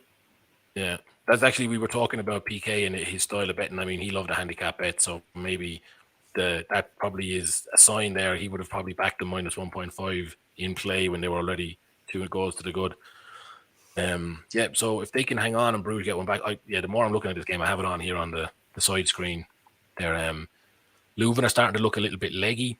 Certainly the front 2 or 3 guys are getting, they're trying to press, and Bruges are just running around them. So I think this is going to be continual pressure for Bruges from now till the end of the match. And this is a very good shot, just lifted it over the bar. Yep. Yeah. I actually might even just back that again, to be quite honest. I really think I don't see Leuven holding out here. And like I said, I think they've played 7 games. They've conceded in every game and conceded an average of 2 per game so far this season. So absolutely plenty of time there. Just a reminder to Joanna and co, if you are liking the show, don't forget to hit the subscribe button as well, so you don't miss our show. It shows every Friday, so you don't want to miss out. Yeah, and as Gary mentioned earlier in the show, we cover a lot of different leagues and sports. So let us know. Even comment on an old video if you want. We track it all. Any games you want us to look at, any matches or leagues you want us to talk about or preview, and we'll definitely share our thoughts with you. So if you're doing another it looks of it, you don't need our help with any of these 16 parlays, but by all means, if you're doing another one, let us know earlier, and we'd love to chat through it with you. Because great. Yeah, or Joanna, if and when you get your winnings, there's plenty of top tips on our website, SportsRunDown.com. So don't forget to check that out if you're tempted to reinvest any of your potential winnings. I thought you were going to ask for a donation there for a second, Gary. I didn't know where you were going with that. I'll take a donation as well. Yeah, cap out. No, but yeah, some great guys on the side, Joanna. They tip up various different. I'm not sure if you're with us at the start, but we have a Serie A expert, La Liga expert, French League One, Gary with the EFL, loads of different of content up there. So by all means, check it out. And Bruges on a great little run here. Corner, I believe. Coventry, I think, went up 1-0. Yeah, they're taking the lead. Yeah, that's looking good. So my halftime bet, I put on Coventry to win, Bruges to win. Oh, I couldn't put on Waterford. That's so annoying now. I wanted to put Waterford into this, and I thought I had, and then I remembered that Betfair weren't doing that market. So no, that's it. I've goals in the West Brom game and the Barrow game. Barrow's back on, and there's nothing more there. But yeah, at least Coventry is in or winning now. Very nice. I'm looking at the Bruges are all over Leuven here. So running through them, getting shot after shot, or just missed chance in the box. So yeah, the more this goes on, the more I'll be inclined to actually back Bruges. 13-8 now. Did I ever tell you about the time when? So a lot of my friends in Belgium were Liège fans, Standard Liège. I say a lot, all of them were. And the last game of this, or to win the league, was Bruges against Liège. And I mean, Liège would be one of the big names in Belgian football, but kind of fallen on harder times. And Bruges were not really as big a force then as they are now. And the last league of the season, the way it had gone, Liège needed to win, a draw, a Bruges win, and Bruges won the league. And match was in Bruges. We went up there, and I was, Liège wear red, so the lads said, wear red. So we're in the square in Bruges, and everyone's standing around like, a small pocket of fans in red, and then most of them at the other side in blue. And then out of nowhere, I didn't realize what was going on, and like the lads just started walking away. I was like, am I being ditched here? Where are they all walking? And then I just saw all the smoke come out of like the smoke bombs and the flares. I was standing like a pillock in the middle of the square, the only person in a red top, and all the smoke going up around me. I was like, I'm going to get a battering off the police here now if they come in here. So I had to absolutely leg it out of there. It was an eye-opening experience. That's what got you started on the old ultra scene, is it? Yeah, football hooliganism. Not at all. A taste for it. Yeah. We should actually start doing that. No way, Danny Dyer used to do the whole hard man thing. We should send Liam around Europe with a camera.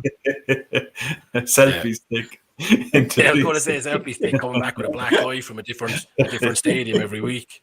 We get about 10 minutes of live stream footage, and that'll be it. The phone will be broken. So everybody ends with like a boot coming we down. like to give the viewers what they want. So if you want to see Liam doing a European road trip with a selfie stick, let us know in the comments. I know. I don't think I'd get away with a selfie stick. Some people can pull it off. They look like they know what they're doing. I think I'd look like, don't think it would work well for me at all. I don't think the mustache and a selfie stick is a combination that would get me in many doors. You might need to lose that, all right. Yeah. When suspended there in the Waterford match, but nothing changed, so maybe it was a good chance to no goal came. Just on the Coventry game, so obviously I got that booking in the first half, and then I got excited because Hamer popped up on screen, so obviously I have him to be booked, but he scored the goal for Coventry, and the guy that I have the score had, like, his shot was cleared off the line and rebounded back to Hamer, who scored. So yeah, still going all right, but I could have did with that. And just as I say that, Coventry have just gone 2-0 up. 2-0, yeah. Very nice. So it looks to have been an OG, but that's that leg in the bag. So Barrow Newport's gone 1-1 as well. Did you see that? Oh, has it? I didn't see that. No, sorry, I was focusing on the Coventry game. But that's both teams to score, right? That's both teams to score, yeah. So that gets that leg of our. So for anyone watching, yeah, I'll get the Friday Acca back on the screen there. So let me get it here.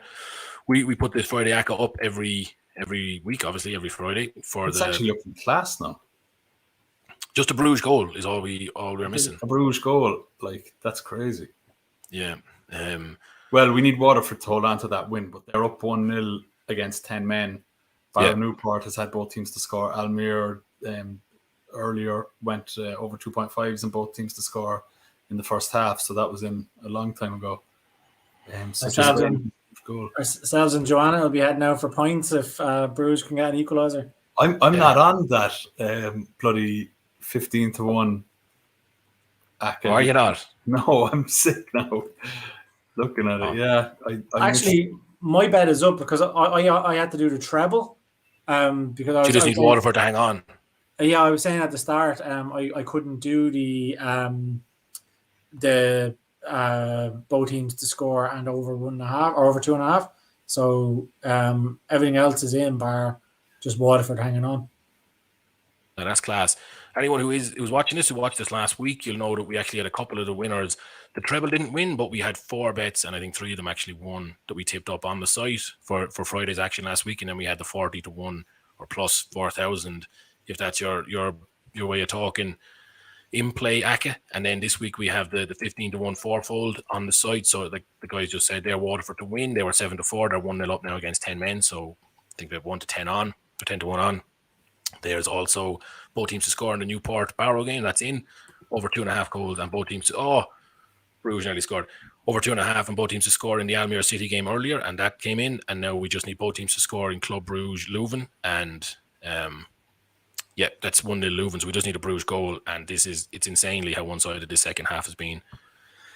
Just there, the little noise I made. Bruges had a free kick, relatively dangerous, but you know those free kicks that are so central that they're very hard to know what to make of.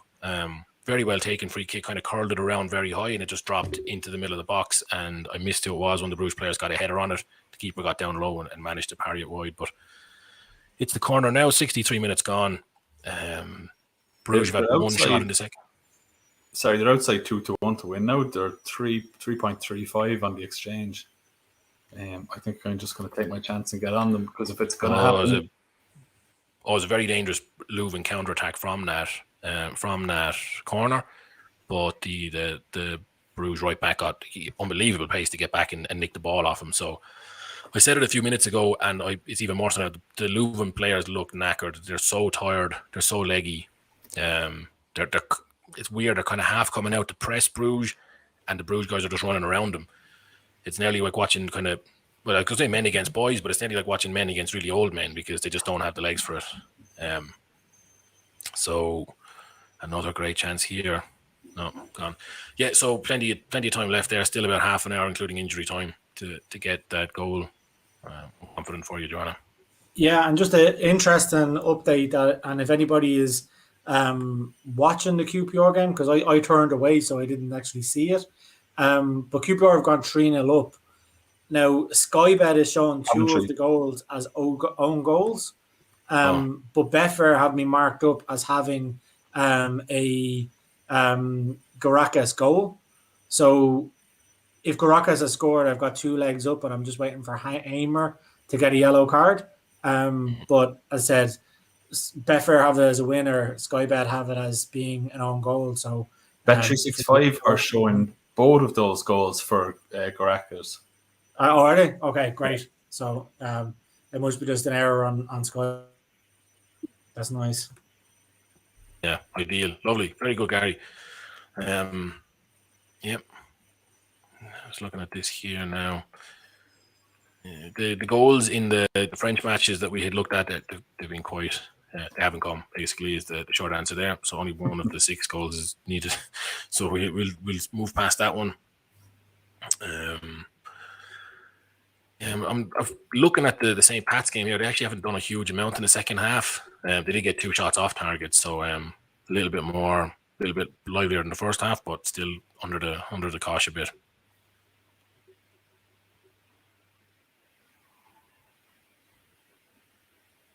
Yeah, I think it's all eyes on this Bruges Leuven game. We could really do with a Bruges goal ASAP. They're still just dominating the chances, like they're massive possession advantage. A lot of the attacks, most of the attacks going their way. 8 corners to 1. They've 22 shots now to 4. I'm watching it here, Slats, and like every time I've looked down at the screen, they've just been camped in the Leuven half. So fingers crossed. It's like one of those things, and I think big teams get this when they go down. They kind of lack a bit of composure or something. They start just like taking pot shots and things. So I think that's it. If they just calm themselves, they'll cut Leuven open. But they seem to just be trying to, like, there's an urgency about them that doesn't really need to be there. It's not even urgency. It's nearly like I don't know, is it a panic or something? Like, yeah, the way I read it, all right. It's like they think we should be winning this game, and they're playing like we're way better than you, and we should be winning. So they just start taking chances, like you said. Yeah, let me check the stats here now. The amount of shots they've had is crazy. Yeah, they've 22 shots now to Leuven's 4. 10 in the second half for Bruges, just 1 in the second half for Leuven. I'd love to see the possession. When they put up the possession and territory statistics, what percentage of the time the ball has been in which part of the pitch. I'd say it's 80% in the final third for Leuven's final third, or whatever you say that. Yeah. Yeah, I mean, there's still plenty of time, but it's just going to be that thing where the clock's a bit against them. And yeah, if they don't calm themselves down and have a bit of composure, it'll, the pressure will just start building as it heads toward 80 minutes, Yeah. But yeah, it definitely feels the case that if they get 1, they could go on to get 2. I know for our bet, all we need is both teams to score, which does seem a lot more comfortable than needing a win. But I do kind of feel if they get 1, that could just, swing the momentum and yeah. Like I said, Gary, I know you were describing the match there, so I presume you're watching it. Do you see what I'm seeing about the Leuven players' legginess? Like they look like they're playing in the 80th minute.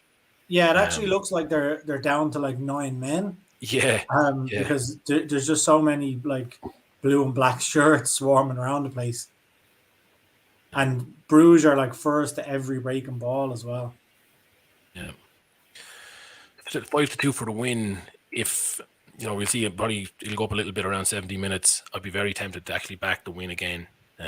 On its own, I've got it backed in a couple of other things, but they're just all over them. And like you said, like if it was even 1-1 in 85 by the 85th minute, I'd probably still expect Bruges to get a second one in the last 5 minutes plus added time. Even moving over, are making a change here. They're bringing on a striker, so I think that must be trying to get them up the pitch a bit. The manager obviously realizes that they're kind of pinned back at this stage. Of all the Leuven players, the front 2 look absolutely bet. Like they're just walking. They're not even coming back half the time. So yeah, I would not. That's not a bad move. I don't know if it'll be enough though, but let's see. Yeah, you could probably do it. Waterford get another goal as well, just to kind of wrap things up properly. But it would give a bit more comfort. But when it's against 10 men and like Drogheda had 1 shot early-ish in the first half and they haven't had a single shot since then, Waterford have had 14 shots, so even if they don't get another one, it would still be a big shock for Drogheda with their 10 men to get up, have their first shot on target, and that be the equaliser, you know? Yeah. Just speaking of wrapping things up, I was just going to say Bayern had gone 3-0 up against Greuther Fuerth, so that was -2 in the bag, but Fuerth have just pulled one back now, so it's 3-1 with 4 minutes plus added time to go, so hopefully they can just hold on to that 2-goal lead again. Hopefully that doesn't ruin Joanna's bet, though, because she No, had... it's -1.5. -1.5. Okay, -1.5. Oh, yeah. Okay. Yeah, so it's good still. But yeah, a bit of a worry with a few minutes left on the clock when it looked, you know, you weren't expecting it to. Yeah, 3-0, you're just laughing at it, you know what I mean? There's not coming. I mean, Bayern are not the sort of team to make mistakes, though. So I think they'll probably just shut this one out, but fingers crossed. Actually, by the way, Joanna, if you do want to let us know what the total odds for that parlay was, I'd love to know. If you let us know in the comments, it'd be great to know. I'm getting nervous for you now to get this Club Brugge. Obviously, I want it for my own bets and for the website, but really hope for you get the double chance up here with the Bruges goal. 11-4 now for that Bruges winner. Very tempted to get on that. Yeah, I keep, like, as the odds move out, I keep feeling like just chasing it with more and more every time. Yeah. But yeah, I'm going to leave it for now. I got on at 2-1. I'm going to leave it at that. Yeah. Any sign of more goals in that West Brom QPR game, Gary? Have you been keeping an eye on that one? Yeah, I have it on here in the background. Kind of quieting down a bit, did it? Excuse me. It has, yeah. QPR have actually done well to kind of they've slowed the game down a good bit, whereas in the first half it was just end to end and like both teams were having chances. QPR have had a couple of things where it's gone back to the keeper and he's kind of slowed it down, or they've got it up to the strikers and they've kind of held it up. So it's not just wave after wave of attack. So it's looking fairly steady. I think they were still just under even money a couple of minutes ago, so they're probably still a decent bet. Oh, they nearly had a chance there as well. If the left winger hadn't lost his footing, he was going to have a one-on-one with the keeper. The ball got deflected into his path, and he went to take a step to his left and just slipped. But if he hadn't slipped, it would have been just one-on-one with the goalkeeper. So, and they actually had a rocket there that the keeper has just tipped out for a corner. So, they're not just hanging on, like, you know, they're well in it. They're well in it. Fast. Bruges. Do you know what? Bruges are running into the box. Oh, nearly scored. Tapped around for another corner. Bruges are running into the box now quite a bit. They've done it a few times in the last couple of minutes. And with the tiredness creeping into the Leuven players, I would not be surprised to see a penalty here. And, you know, the big teams, we've talked about it before in other contexts, that they often get those calls. I could easily see a Bruges player going over the leg of a defender and getting the penalty. On a crap corner. Just I'm not going to lie, I would take a dodgy penalty right now. Yeah, big time. It's 4-6 for 2 more corners in this game. That looks like you know what? I'm going to do a bet builder in this game. There's been 11 corners over 13 is 4-6. 3 more corners is 13-8, which seems awfully high. 4 more corners. One corner just there now, so that was a good chance. Yeah, shit, missed that one. So now it's gone suspended. We'll see what it comes back as. Yeah, the Bruges are getting loads of the corners. Oh, no, it's got another corner. 2 corners would have been in straight away. Oh, my God. What a signal. What a save by the goalkeeper as well. Yeah, unreal. I think, more corners and Bruges win here would be a very big price. 10-3 for the win. Let me check this one. They're nearly 4-1 now. They are 4-1 to win this game. What is there left? 15 minutes. It's a bold call, but I think I'm going to do it. Might as well go for it. If you don't do it now, you'd only regret it if it does come in. Yeah, true. So what do we say the total corners in the game at the minute is up to 13. 2 more corners.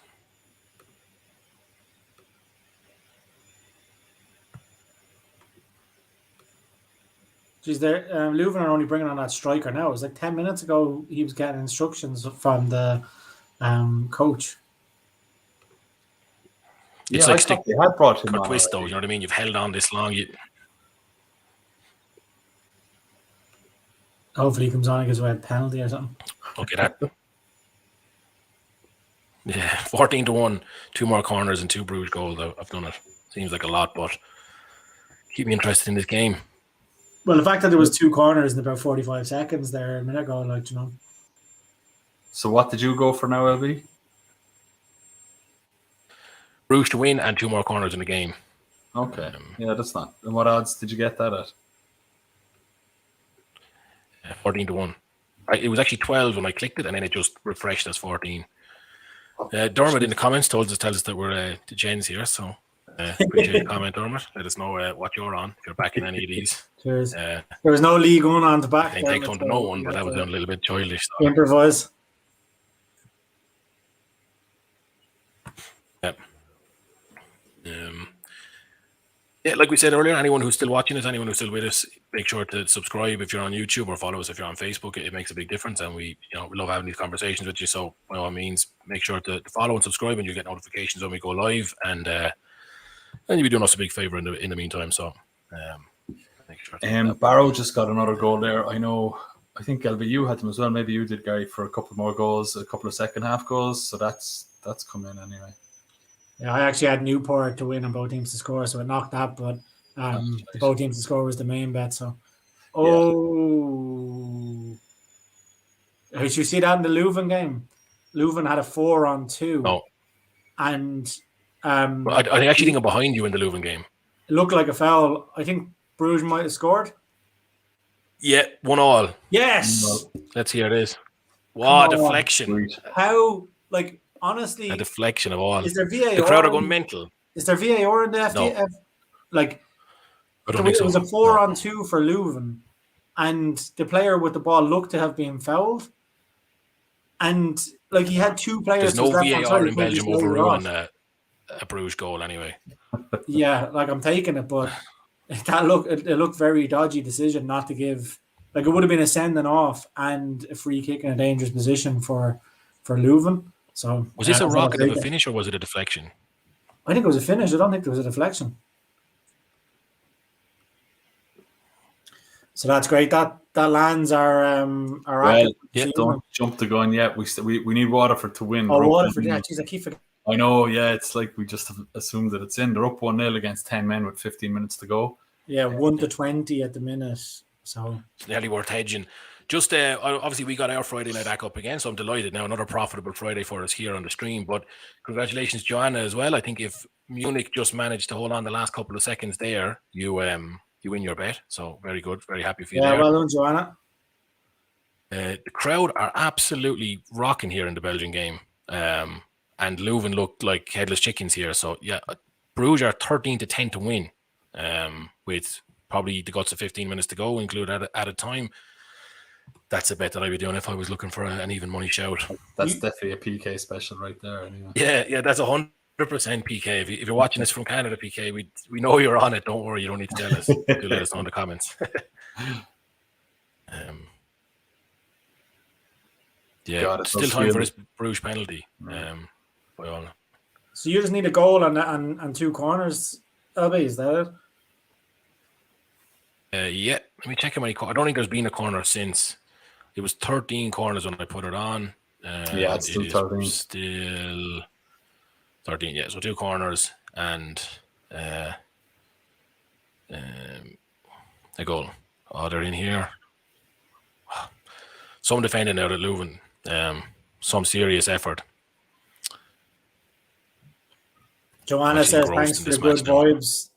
It's no problem, Joanna. Our bet landed as well, so we're all happy. Just, I mean, we'd still be giving you good vibes even if our bet didn't land. Don't get me wrong. Get the wrong idea. I think as well, you need to stop saying the our bet has landed when we're still. Oh, I keep forgetting about it.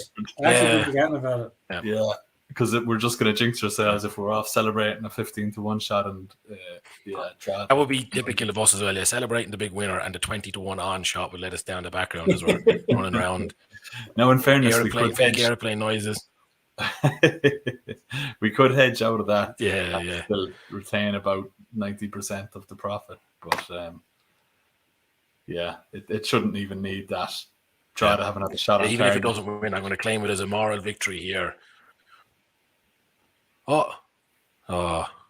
Keeper got it. Oh, corner, another corner, lovely. Sweet. Oh, class.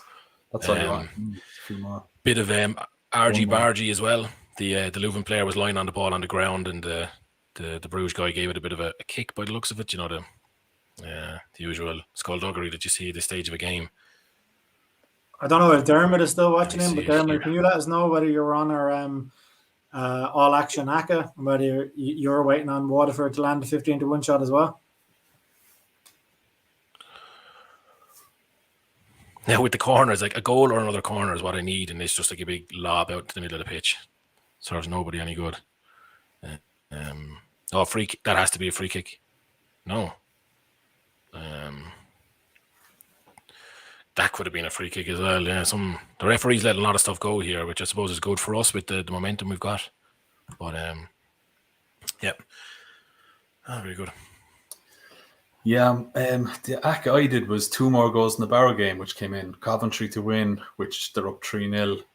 Bruges to win, which is looking good. And 2 more goals in the West Brom QPR game, which hasn't had any. It's letting me down. There's still over 20 minutes left in it. But that's frustrating. Now that bet is looking good. Otherwise, it was like 16-1 or something, I think.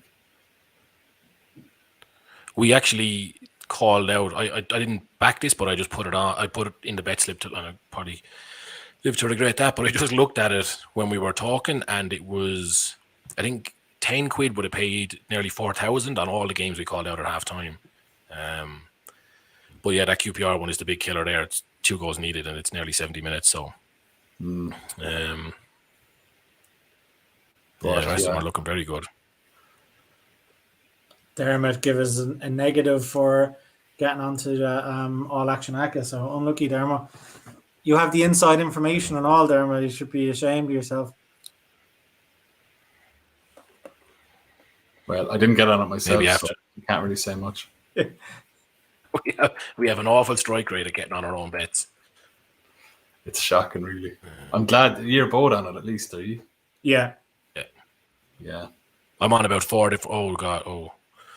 Leuven are starting to play again now. Bizarrely enough, I don't know what they waited until the 83rd minute to do it for. I think maybe they just realised if they get down the pitch a bit, they might be able to hang on for a point.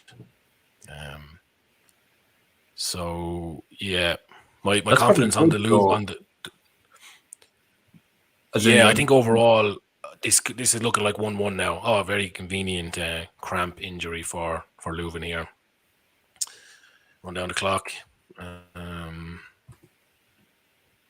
But if they're pushing up, Munich, that gives a bit of space for Bruges to get in and counter, Yeah. I actually didn't realise Bayern were 2-0 up, and they got a guy sent off. So they're playing with 10 men, which would have considerably changed my outlook on that game. And then they went 3-0 up and then 3-2. So actually, 3-1. So the minus 1.5 for Joanna there came good anyway, despite the red card. And then, just for Dermot, who's watching in, Dermot, I know you're an NFL fan, so we'll have an NFL section coming up in probably about 10-15 minutes time. So we'll be going through our picks for the Super Contest. So hang around, and your insight into it will be invaluable. So any thoughts on it, let us know. I remember about a minute ago I said that the guy had gone down with cramp. He's still milking it here. It's been about 75 seconds and he's still just about slowly walking off the pitch now.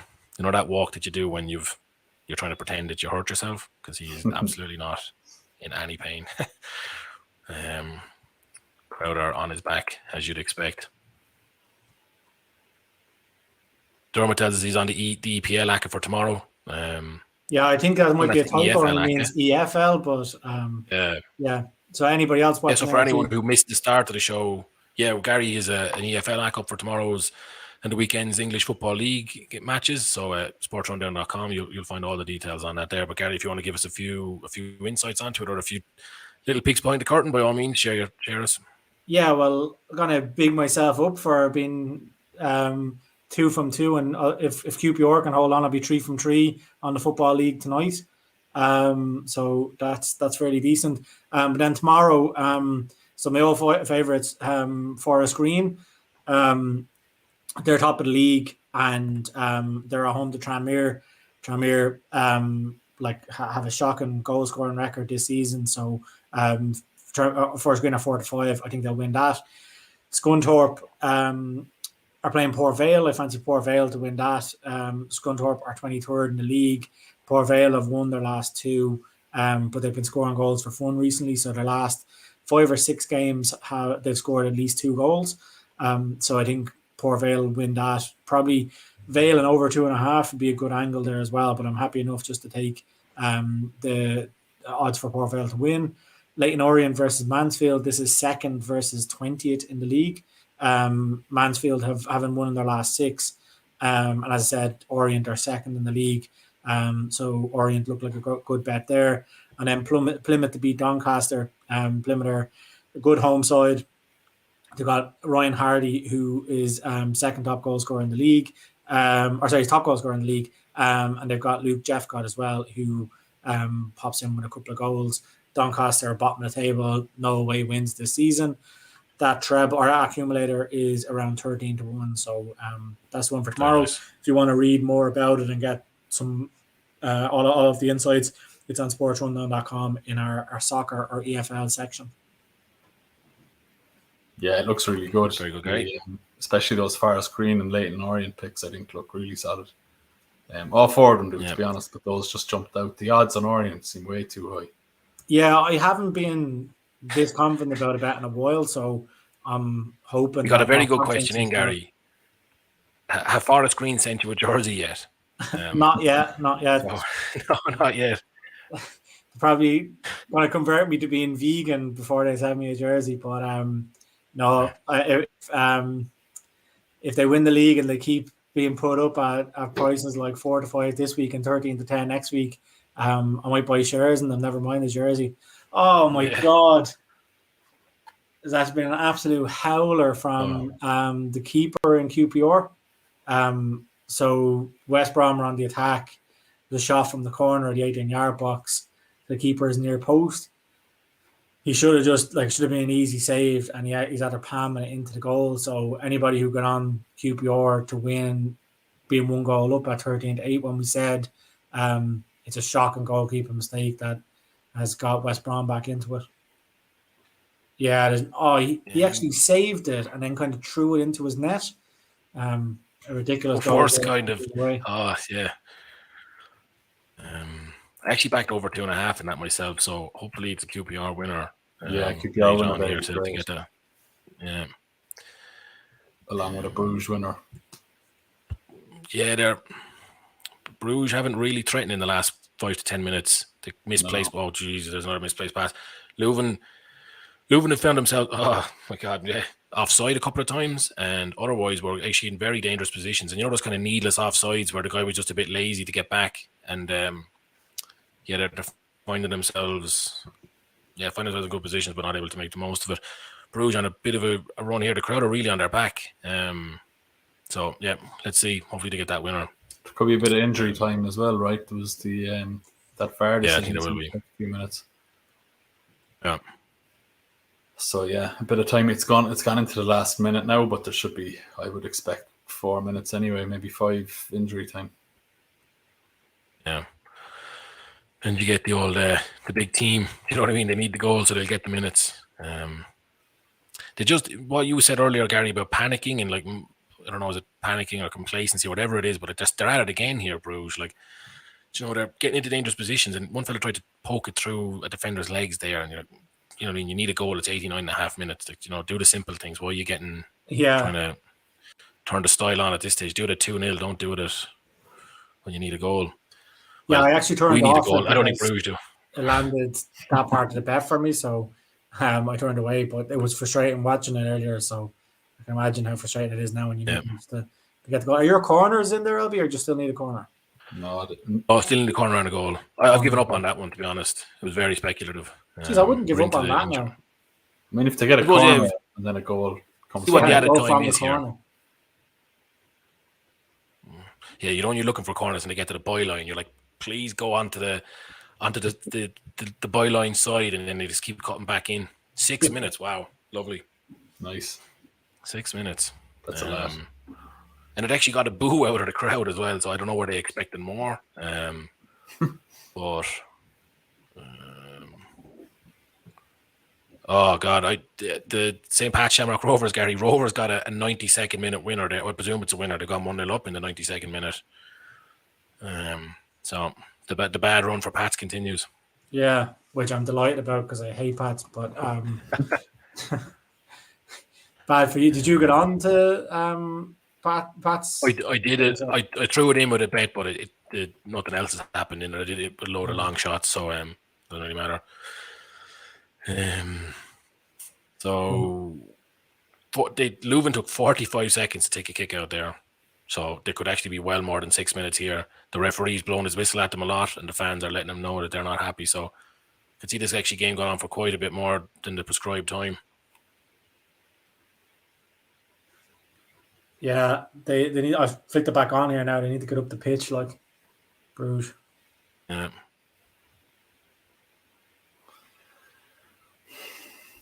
It'd be interesting to see that incident that I was talking about just before the Bruges goal, because I still can't believe the ref didn't give a free kick and a red card. Like,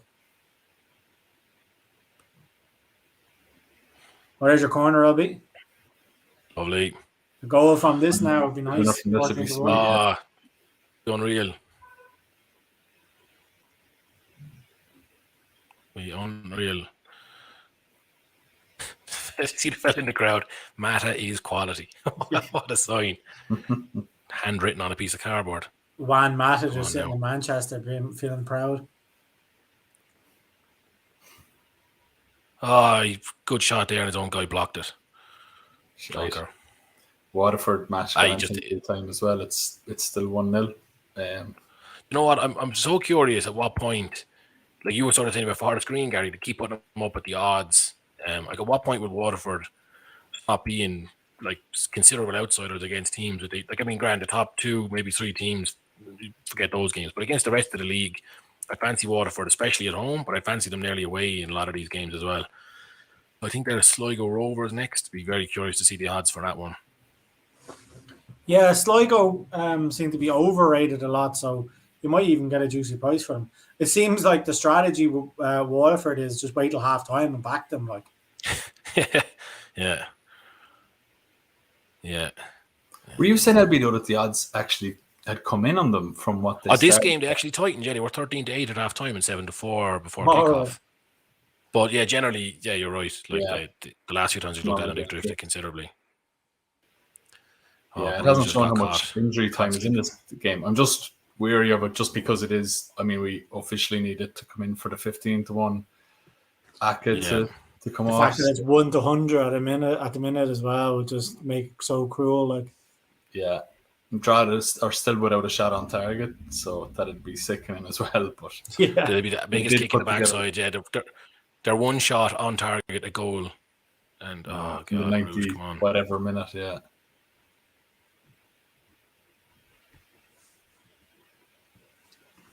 Bruges are actually getting at each other here. Still 2.5 minutes of the allotted time left. So I wouldn't actually put this past them. What's the odds here now? They're 8-1 for the win. Well, that's a bit light for considering it's the 94th minute, but it is all right. Yeah, just when they're going at each other here, hopefully they'll take the last couple of minutes seriously. Yeah, it just feels like from what you're saying that Leuven have just got a bit of a second wind since it came out. They've kind of lost it. Here we go. That's got to be a free. Oh no! I feel like a bit of a turncoat now, cheering against Leuven here, but for a few quid. Yeah, exactly.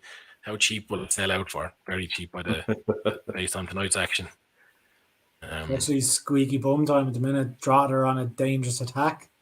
in the 92nd minute. Are you watching this dangerous attack, or is this a Bet365 No, dangerous it's attack? Which could a Sky Bet dangerous attack. It's set Bet365 right. says dangerous attack as well, but the ball is back close to the halfway line now. So Yeah, it's out for a Waterford throw in, thankfully. Yeah. Nice bit of play there from Bruges. Win the ball back. They've got 5 players in the Leuven box here. If I get a cross in, I'll be very confident. Straight into the keeper's hands. 30 seconds of that injury time left now, or a bit more. Or you think the ref might throw a bit more on as well? But no, the game is kind of flattened out. I thought maybe if Bruges were camped around the Leuven goal, they might do it. But to be honest, the waste of time earlier in the injury time was easily forgotten. Although now there's a 5-on-5 here. It's not really a thing, but good breakaway by Bruges. There was a few players off screen, so I couldn't see how many there were. The old 5-on-5. Oh, no. It's an 11-on-11 happening. 11, yeah, 11 against 11 almost. I'm laughing here, but the Waterford match has gone suspended, and it's stuck on a dangerous attack for Drogheda. So I'm really hoping this isn't going to be sickener. Oh no, match complete now. It's finished. Oh, lovely. That's the guy in. Lovely. Sweet. Yeah, delighted with that. Yeah, it's great. So yeah, 15-1 winner. Officially joined Joanna in the winners enclosure. Yeah, thank you. Bit of a fight here now, actually. The keeper went down, caught the ball, the Leuven keeper, and then just made a big meal of landing on the ground, and a bit of pushing and shoving here, but it's 96-40, so I think we're done on that one. So yeah, look, another Friday night, another very profitable night for the SportsRunDown Betalong. So make sure to subscribe to the page, follow us on whatever site you're seeing this on. We give away all this information for free. We really try to share our honest opinion and get a few winners on the board. Maybe if you watched this last year, we tend to get excited, but we're toning it down and picking up a lot of wins recently this season. So check out SportsRunDown.com. We've got various league experts over there who share their best bets, and they're on a great run. And then, like we said, every Friday, got the SportsRunDown Betalong here on YouTube, Facebook, and hopefully Twitter soon. So yeah, subscribe to the channel and make sure to join us next week. We'll wrap up very shortly. The Leuven game is not over, but I think it's as good as. So it's over. What are your closing thoughts on the football, guys? Yeah, no, it's good now. Good evening. Good to get the 15th win shot in. I'm just looking forward to the weekend's football. I think we've talked about some of the bets that are up there. Dermot's bets for League One look good. I'm fairly confident on my EFL. So if we can get another one or two, and then the NFL bets have been really good and unlucky recently. So or last week especially, we got unlucky with a touchdown being ruled off. So I think it could be a profitable weekend this weekend. You've had some good shouts in the college football as well, so I'll be keeping out. I'm actually toning that one down because I feel like I talk myself into an expensive weekend on the college football this weekend. Some very big games that I like the look of, some very good prices. So yeah, looking forward to getting that up. The article's already up there. So maybe a low stake accumulator or something like that. If you've a few. Yeah, I've done that. I've actually done a treble, and I've done a patent on the money line wins of the teams I've got up in the article there. So one of them I don't even advertise as a money line winner because it's such a low difference between that and the spread. But the rest of them, I really think there could be some upsets. And actually next weekend, not to get carried away, but definitely some big priced ones up next weekend as well. So already looking forward to that.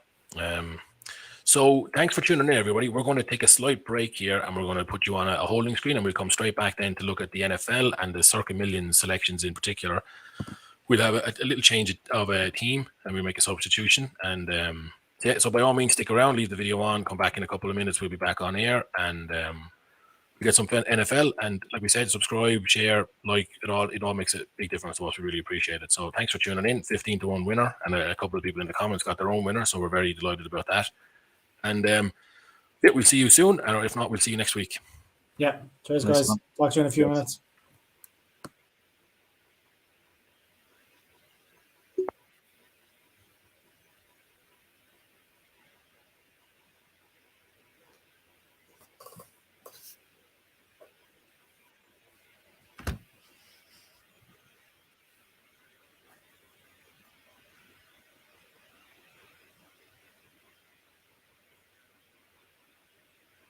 All right, I think we're good.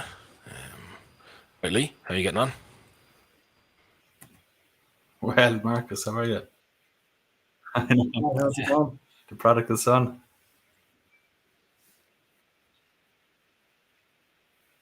God, I need one myself.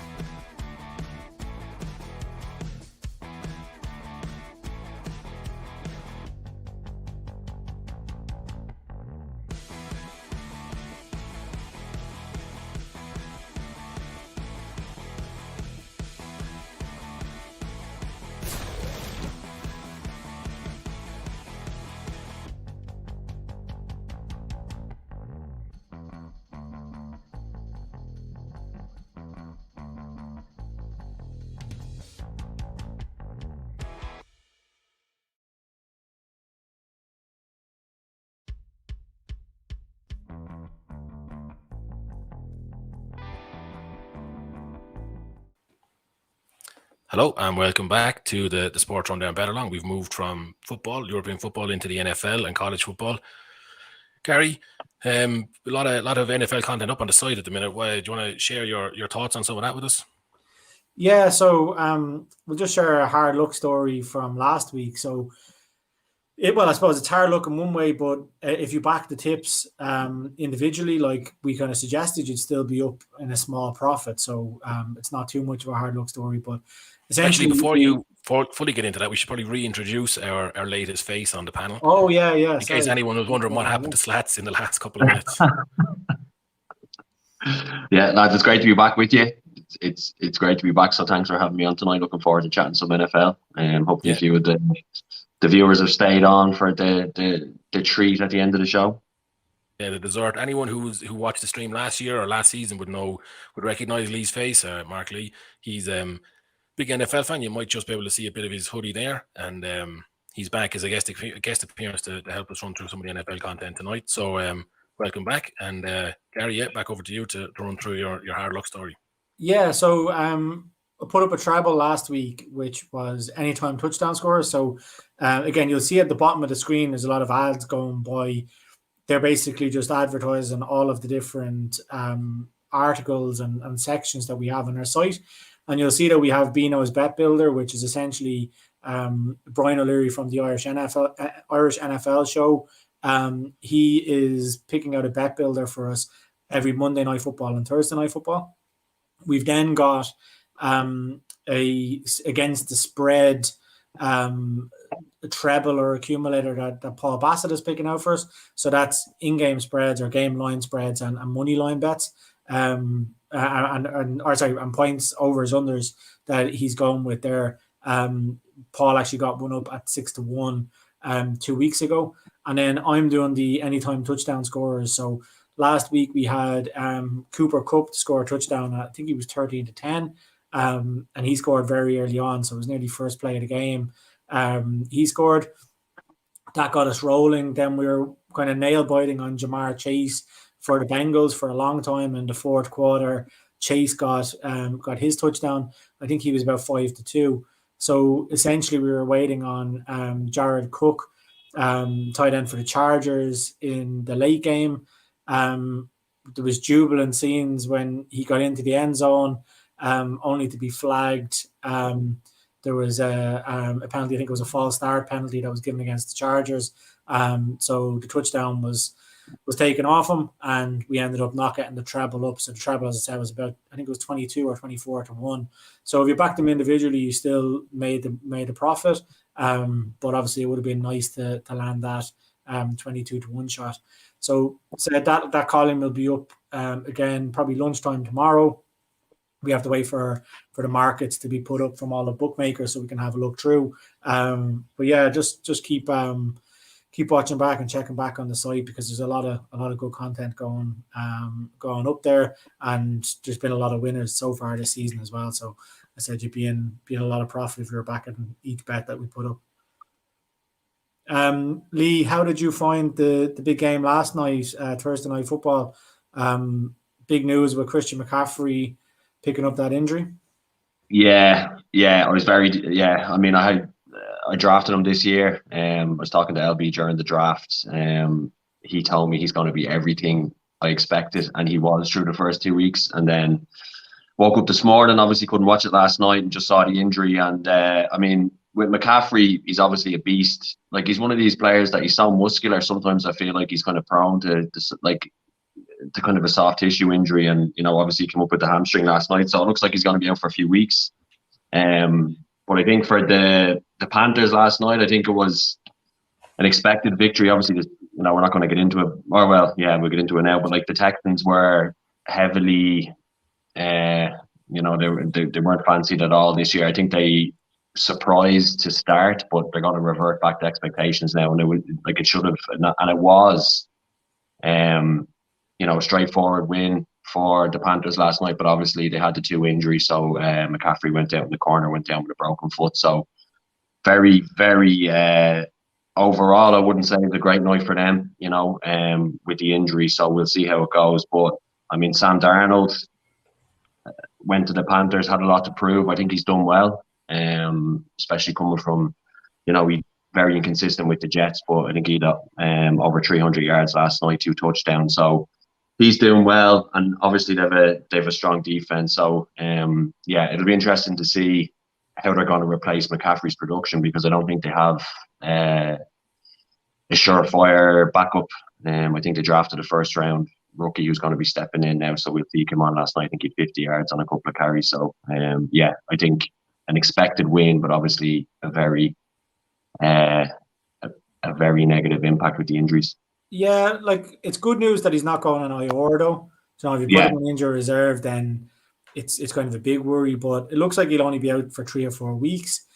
And with the 3-0 start, Joe, even if they lose 1 or 2 of the next couple of games, they're still well in contention for playoffs and stuff. And I'd say that's probably what they're looking at, is just wrap them up in a bit of cotton wool, hope you can get through the next couple of games and get them back for the business end of the season, You said about the IR, Gary. I had him in my every fantasy team I was on last year. I had him because I got a load of first picks.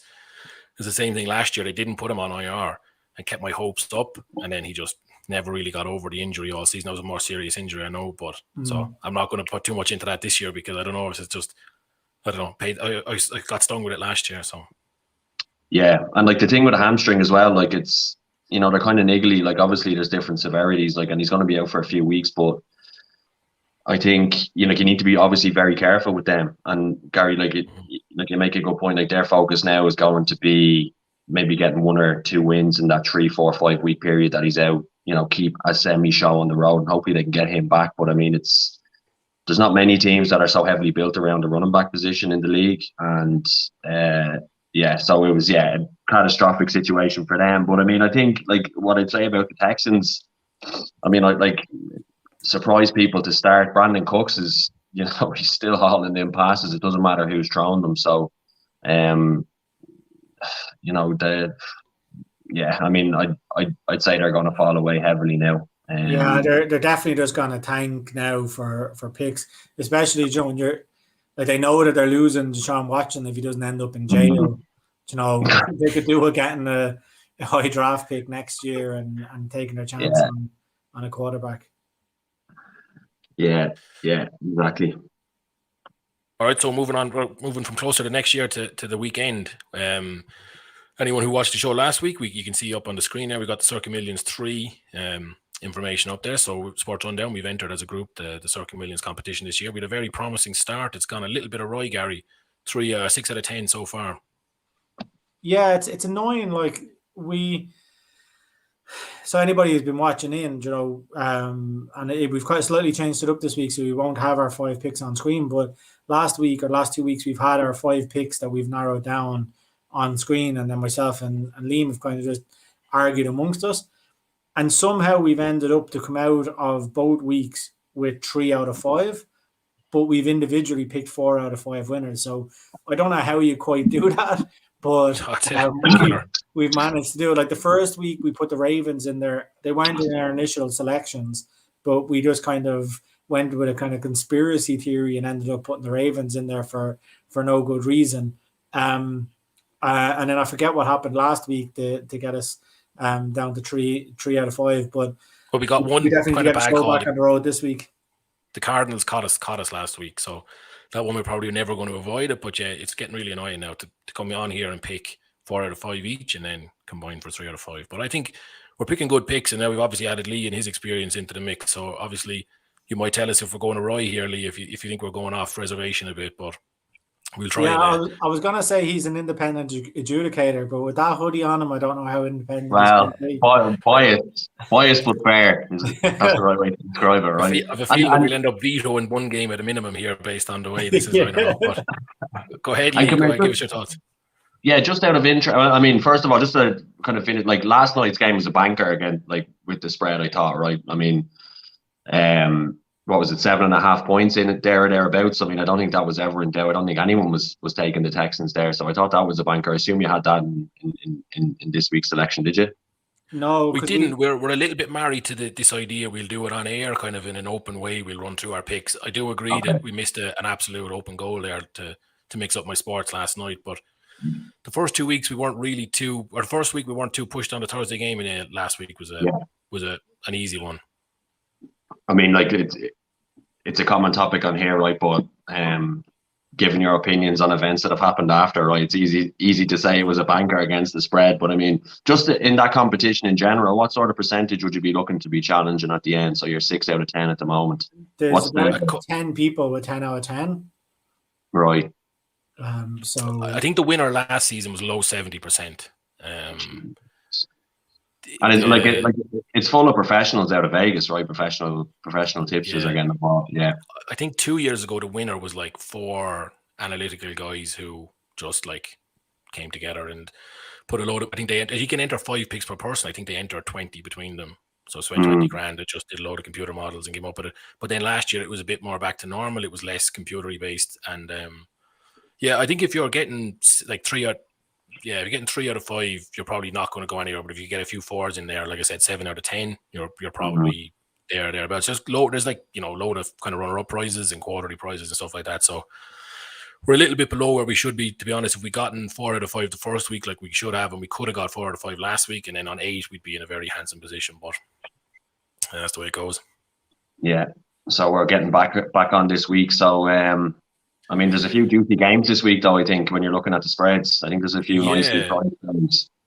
I've changed my mind on a couple of games between the start of the week and now, but we'll get right into it. So anyone who can see the screen now, you can see we've got the first one up is Arizona at Jacksonville. So Cardinals 2-0. They travel to Jacksonville as 7.5-point favorites.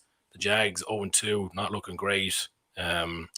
Kyler Murray looks back to his best. He's racking up huge yards through the air. And Trevor Lawrence, anyone who watched us, earlier in the season, we talked about it. I kind of had a feeling he was going to struggle, and his 4 TDs to 5 interceptions is not looking great so far. Lee, we go to you first on this one. What are your thoughts on this game? Yeah, I mean, similar to the Panthers game last night, I think this is a banker, like you said. I mean, Cardinals starting the season on fire. Looking at their wide receiver corps, they brought AJ Green in. I mean, he was an absolute beast at the Bengals for many years. And you're putting them into that offense, right? So they've unbelievable skill players in there. Kyler Murray's on fire. He's by far leading the league from the quarterback position, I'd say, this year. He's early shout for MVP. So, like, they're flying. Defense is, going to do a job for them. I know Chandler Jones had the 5 sacks. But, yeah, so for me, it's Cardinals all day. And, yeah, I agree with you, Trevor Lawrence. We didn't go into a great situation there, and it's really shown. Now, one of the interesting things I saw today is he's more passing yards through the first 2 games than Aaron Rodgers. So, I suppose that's something to have on his cap. But yeah, I see the Cardinals there all day, and they'll move on. Harry, what are your thoughts? Yeah, I kind of agree. I didn't put them in my top 5, even though I can see that, I see them covering the spread pretty easily. 2 reasons I didn't put them in was obviously the let's down last week, frustratingly kind of blew a handy enough lead, and then I kind of want to cheer for the Jags. Obviously, living in London, I have tickets for the London games. Would like the Jags to be coming to London in a bit of decent form. So I think there's 5 picks that I have elsewhere. So I've left the Cardinals out, but I definitely think they'll cover. Yeah, this is one of the ones I changed my mind on. So I was the same as you, Gary. I left them out. As the week rolled on, I was looking at it. I'll do it the odd time. I'll write down beside the games anytime I look at them what I think the spread should be. And I just kept looking at this one, and it kept going higher than 7.5. And I think out of my heart, I think it was what you said. They let us down last week, and I just avoided them this week because of that. But we can't be making those sort of decisions. So for me, I'd actually be probably my 6th choice or 5th or 6th choice, not necessarily in order, but they'd be on the fringes. I think they should probably go in. So we'll see what kind of list we have at the end, and we can circle back. But they were definitely one of the teams that I wasn't massive on, and then now I really warmed to them. Right, so we put that in as a maybe to come back to. The next one up we have is the Colts travel to Tennessee, so 5.5-point road underdogs here. 0-2 start for them, not really looking good. The Titans, on the other hand, picked up an overtime win in Seattle last week, and I mean that's a tough place to win for anybody. And then I think the nature of that win will have them feeling good. Lots of interesting kind of personnel news in this game as well. So Gary, we'll go to you first. What are your thoughts on this game? Yeah, so the Titans are my selection here. They're kind of like, I'll be pretty bullish about them. I thought the Coles would be better than they have been through the first 2 games of the season. If you look at them last season, they're a fairly decent outfit. And I thought that kind of Philip Rivers held them back slightly. He wasn't that mobile, obviously great through the air, but it was kind of a very one-dimensional offense last season. I thought it'd be better with Wentz in there. Wentz hasn't really hit the ground running. The fact that he's been injured in pre-season, late struggle to get in for the first game. And then the injury news coming out of last week that he had 2 sprained ankles. So he practiced, was it yesterday or today? I think it might have been today he practiced. So that's good. But it's still not ideal going into a game with that uncertainty around your quarterback. And then from a defensive perspective, like I said, the Colts defense last season was really good, I thought. They're averaging 120 yards against the rush this season, and they haven't faced a running back like Derrick Henry yet. I think the Titans have threats through the air, and then they have probably the best running back in the league. So yeah, I think the Titans will cover and probably cover fairly easily. What are you? I saw your head nodding along there. What are your thoughts on this game? Yeah, completely agree. All over the Titans for this one. Again, weird first week for Derrick Henry. Can't remember the exact stats, but he was barely a factor, and then he comes back with a vengeance last week. Also agree on Rivers last year. I always liked Rivers. Obviously, he's kind of old school kind of quarterback. But I never really fancied Wentz, and like you said, with the injuries, and there's nothing coming from the run game with the Colts either. I think Jonathan Taylor's he's well under 4 yards a carry. So I fancy the Titans here big time. And I know me and you, LB, have the split wide receivers for the Titans, right? I went Julio Jones, you've AJ Brown, so we'll see who's going to come on top. I think they've AJ Brown had the upper hand first week, Julio Jones second week, so I'd be hopeful of a few points scored this week. Yeah, I was actually quite surprised with how much they used Jones last week, and because he came in for a lot of criticism week 1. I thought he might be kind of in the bold corner last week, but he definitely wasn't.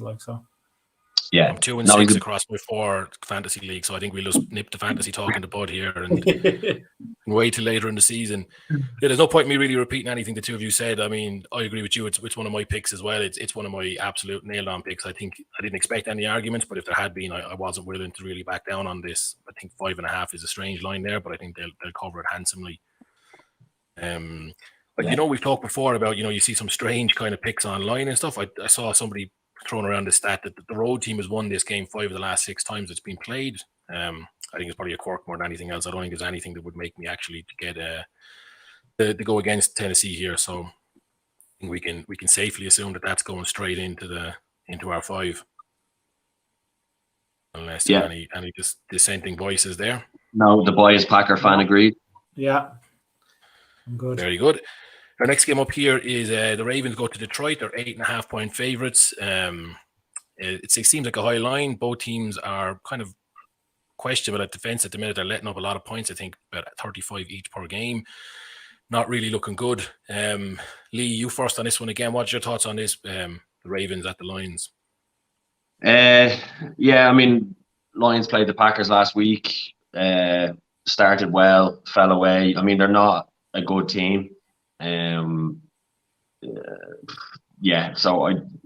just not a good team. I mean, the Ravens are a very good team. Lamar, if you have Lamar Jackson, I think I said in the WhatsApp group, right, I've never been mad about Lamar Jackson, but actually, he gets it done and he's such a threat. And then the Ravens overall, right, they have a strong squad. Now, I know they have a few injuries going into this game, but I'm not expecting it, minus they're 8 points, 8.5 points, you said. So it is a big points differential, but I think Lamar's going to run all over them. So for me, this is what I actually picked on my super contest submission. So I'd be all over the Ravens in this one, and to beat a very below average Lions team.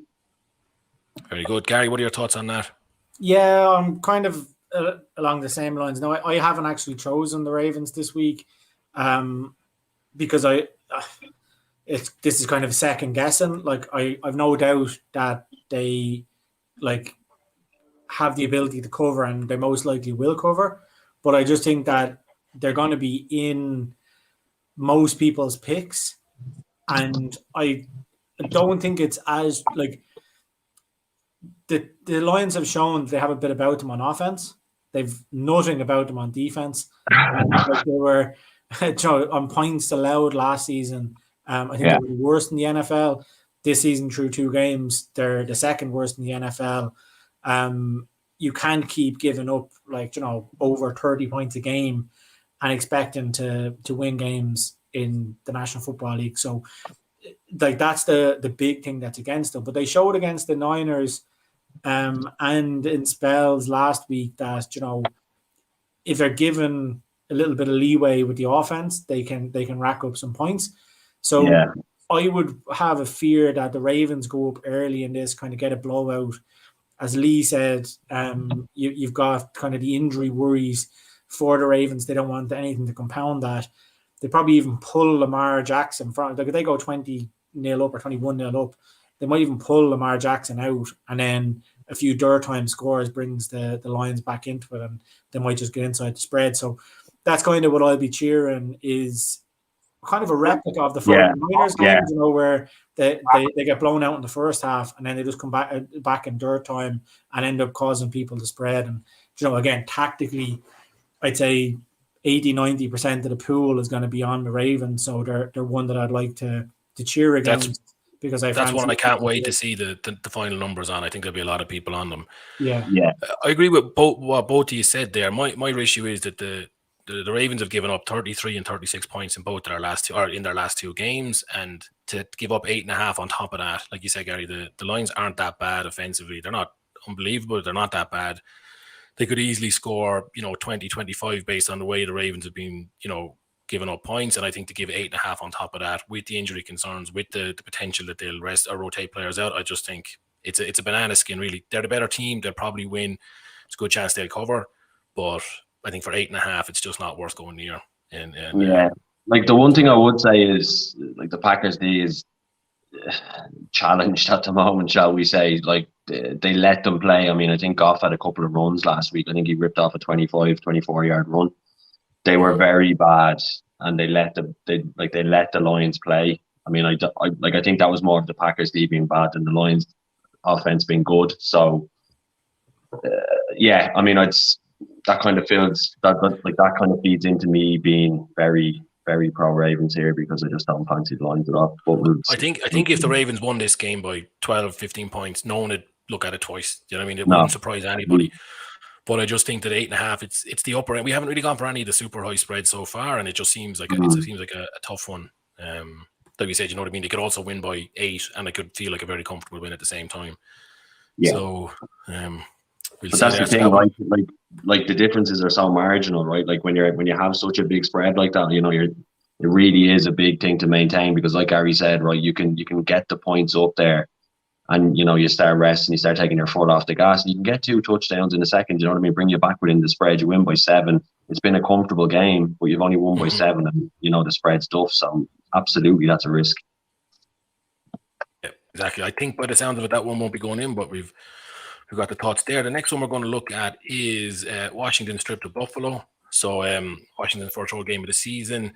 Buffalo are 7-point favorites here after a pretty comfortable 35-0 win against Miami last week. Lee, what are your thoughts on that? 7 points. Yeah, I mean, I think it's a kind of a conversation of a bit of disappointment on both sides. I think Washington's defense has kind of been underwhelming. And Josh Allen has been underwhelming to start. So I think both sides, like those sides of the ball, will decide the game. I know it's a bit of a general comment, but I mean, you're kind of expecting Allen to fire into form. They don't really have a standout running back in Buffalo. Singletary's kind of taking the lead, but it's kind of a running back by committee. So I think if Allen can step up, like, I fancy the Bills here again. It's another big spread. But I do fancy the Bills, especially if Allen can put together a performance that he's capable of. The Washington football team, their QB done okay, but I mean, he's not. He's still finding his way in the league. So for me, this one's the Bills. I think it's a more difficult spread to justify than the Raven spread. But I still went with it anyway because I think Allen's due a performance, and I think they're gonna have too much. You're 4 out of 4, Lee. So at this rate, you're going to have 15 picks by the end of the slide. That's why I enter every competition 3 or 4 times, right? Yeah. Harry, what do you think? 7.5 too much for the Bills, or will they walk this one? Yeah, so like obviously the Bills blew out the Dolphins last week, and they could very well blow out Washington this week. But I just get the feeling from Washington that they're a team that just have these games all the time. Like they're not explosive enough to blow away the poor teams, but they're good enough to hang in there against the good teams. And I think if you look at the results last season, particularly towards the end, there was a lot of like one possession games where they lost by 3 points or a touchdown or whatever. And I just get the feeling they could hang around kind of like a bit of a bad smell, lose by 7 points, and you're absolutely kicking yourself over that half a point. So again, like if you asked me who's going to win, I'd say the Bills. Ask me, are they going to cover the spread? I'd say most likely. Are there 5 better selections in the schedule? I think there are, so I haven't put them in.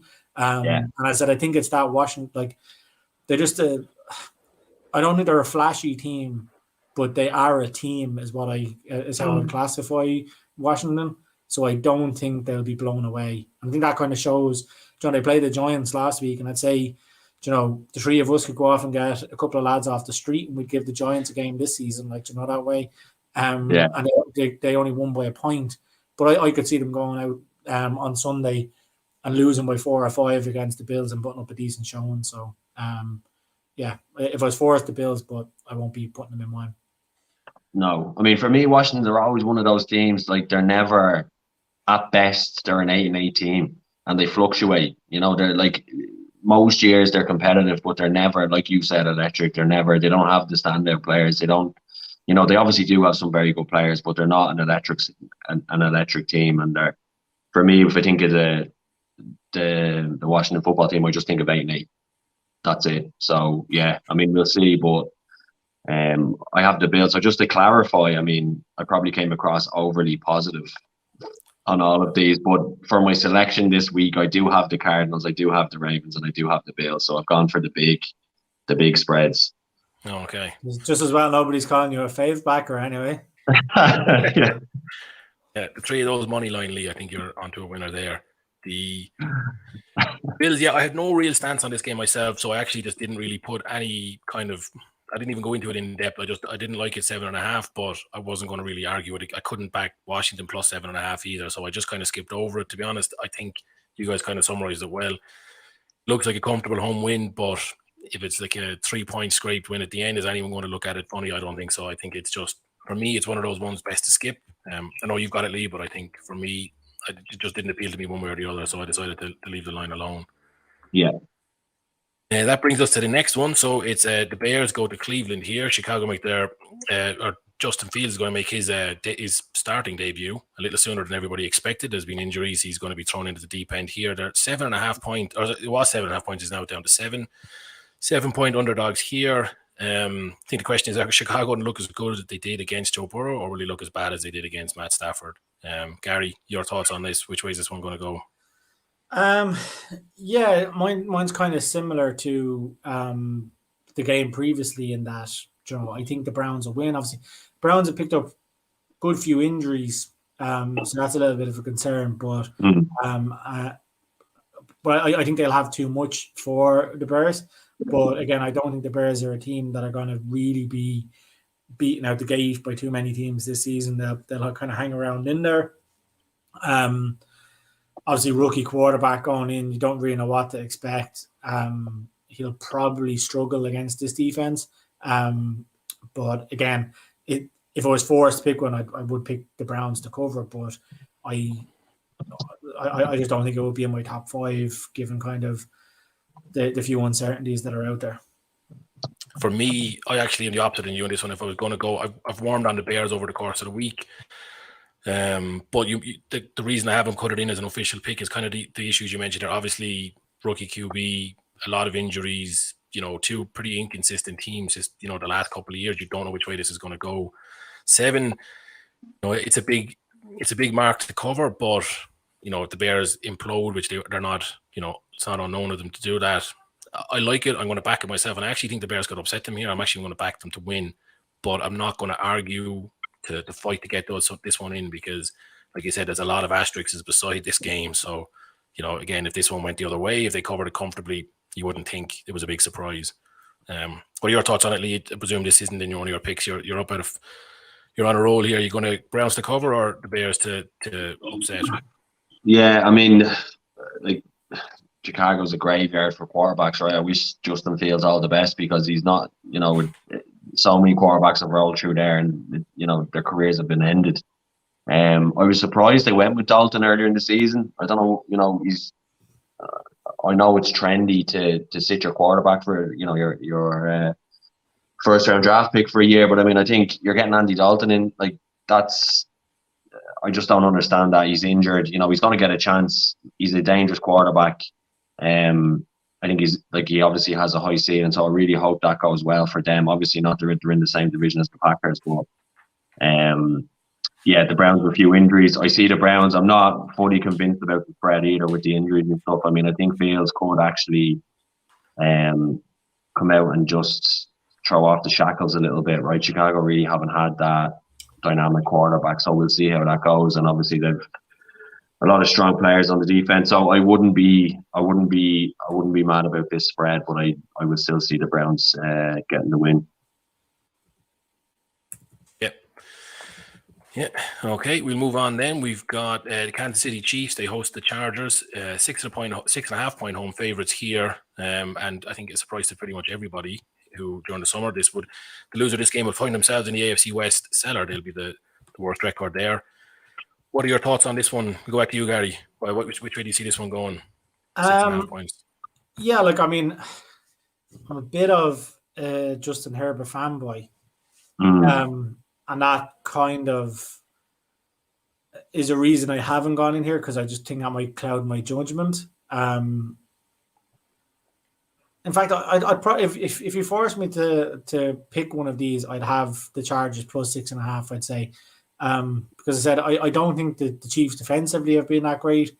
They haven't looked the same team that they were last season. And as I said, I like Herbert. They have threats in kind of Keenan Allen and Mike Williams. Williams is an absolute beast, I think. And I think they could cause the defense of the Chiefs problems. It's not in my picks, but as I said, the reason I didn't really get into it is because sometimes I look through rose-tinted glasses. So I said, again, I'll try and find value in other games. But yeah, I'd probably go with the Chargers plus 6.5 here. This was a toss-up for me between this one and the Titans game, which was my absolute number one pick of the week. I think the Chargers plus 6.5 is I don't want to get carried away, but I think it's nearly a gimme. I think, they played twice last year. I know Kansas didn't really have their full team in the second game, but they ran them close in the first one. I think if you look at all the stats, I mean, you mentioned their defense. I think they've left 400 and something yards on the ground already in 2 games. They don't look themselves. You mentioned some of the Los Angeles threats there. I think they'll rack up a score, and then with the plus 6.5, I just don't. I think they could win this game outright. To be honest, straight up, I think Kansas are 0-2 against the spread this year. They're 1-1 straight up, and even that win was. There was an interception and a fumble, and one of them laid on that led to the winning score. So they haven't impressed me really. I think 6.5 is a lot to give up to a team as good as the Chargers here, and yeah, it's 6.5 for me is an absolute gimme. Lee, what are your thoughts? You've been nodding along both of those. I'm not sure if you agree with us. Yeah, I agree completely. I think Stafford to the Rams has been a revelation. I always liked him in Detroit. I'm delighted he's not in the NFC North anymore. The Chiefs have 135 rushing yards in 2 games, right? Oh. So, for me, I think it's Rams against 404 coughed up. Yeah. So it's obviously they've been so successful. You're obviously going to have a bit of dysfunction there, but I mean, for them to have that few yards, they obviously still have their passing threats, but I think they've a few weaknesses there that can be attacked. And I haven't seen a lot of Herbert, haven't watched a lot of the Chargers, but I mean, what I've been reading, it's very positive. So I think they're well placed to take advantage of that for sure. We talked about it in game week 1, Gary. You weren't obviously here, Lee, about the, are there any lines that are sort of set by the bookies to encourage people to bet one side or the other? Obviously not specifically for the circuit, but that does impact the market. And this game here, 75% of the bets are on Kansas, but 78% of the money is on Los Angeles. So it seems like what do they call them? The smart money, the big money is all on the upset here. But then your general punters, your Joe Soaps are just taking Kansas. I mean, I feel like they're going to be one of the first back teams every week in your general just NFL spread betting. So I think 6.5 is actually a bit juiced here to get people off of Kansas, because that's what the books need. And I think it's a much closer game than that. And I think with 6.5 on top of how poor Kansas have been defensively, I think it's a great call, really. But okay, so did you go with that? Yeah, that was my second pick, really. Was that or the Titans? I went with the Titans. Number 1 is my number 2. If I was in a Survivor, it would have been between those two as well to pick, excluding the Thursday night game. I think it's nailed on. Gary's not against it, but not fully on it yet either. So we can see that. The next one, so that was one of my, been hot on that all week. The next game up is one of the ones that I said I cooled on. So New Orleans traveled to New England. Both of these sides 1-1. I think the Patriots will be looking to make up for a pretty, unfortunate end from their point of view in the opening day reversal to Miami.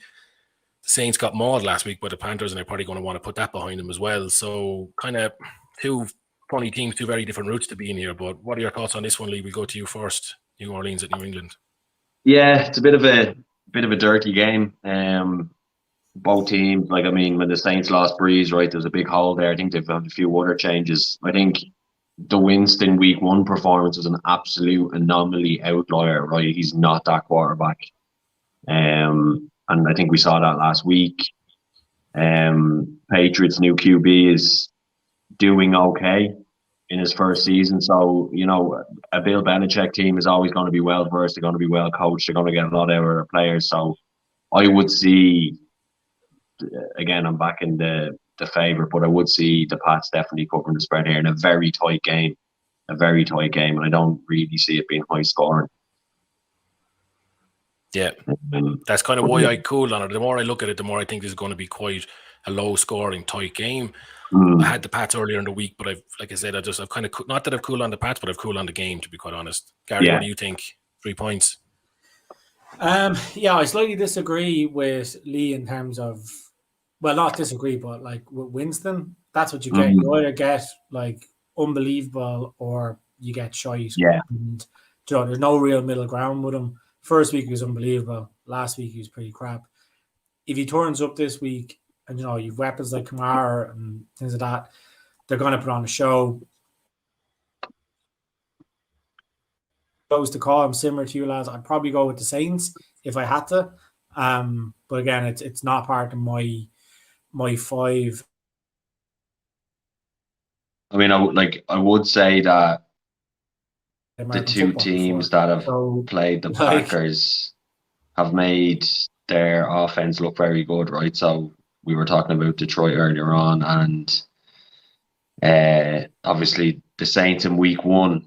I think he had 120-ish yards last week. I think that's the Jameis Winston that we're going to see more often than anyone throwing 5 touchdowns against a chronically bad Packers defense. And the Patriots defense is pretty good, right? He's not going to be able to do what he did to the Packers. So, I had when I said I had this game earlier, it was actually New England that I had. So I think with two of us on opposite sides here, and Lee, you were not particularly crazy about it anyway. I think it's going to be a tight game. I don't think there's any point in taking a 3-point spread in a tight game with two of us disagreeing on it. So I think we can just move on. I wouldn't go near it. No, agreed. Yeah. Cool. Anyone watching this on YouTube will see that Gaz is flicking in and out there, so excuse the technical difficulty. He is still with us. I am. Sorry. Next up, we have the Steelers. So give me 1 second there. There's get rid of the technical confusion that we have. Yeah. Okay, I think you're back there. Okay, so the Bengals travel to Pittsburgh. This is another tight spread, 3 points. Pittsburgh are 3-point home favourites here. Both of these teams are the Bengals are 1-1 and two very, very tight games. I mean, they lost by a field goal each time, so could have gone either way. They could be 2-0 or 0-2 very, very easily. And the Steelers impressed in the opening week against the Bills, but then last week against the Raiders, it was a very different looking team, quite limp in my opinion. Gary, I think you have an opinion on this game, a stronger opinion than me at least. What are your thoughts? Yeah, so well, first of all, I think back the overs is the theory here. Like, I think it's just going to be a gunslinging match, two good offenses, a lot of talent at wide receiver on show, two decent quarterbacks. I think it should, like, everything's set up for it just to be, if you're watching the game or watching on Red Zone, there's going to be action all over the place. To me, the Steelers have the best defense. They have the most potential to explode an offense. So I would have made them about 5-point favorites here. 3 points. I think that the Steelers are well worth that.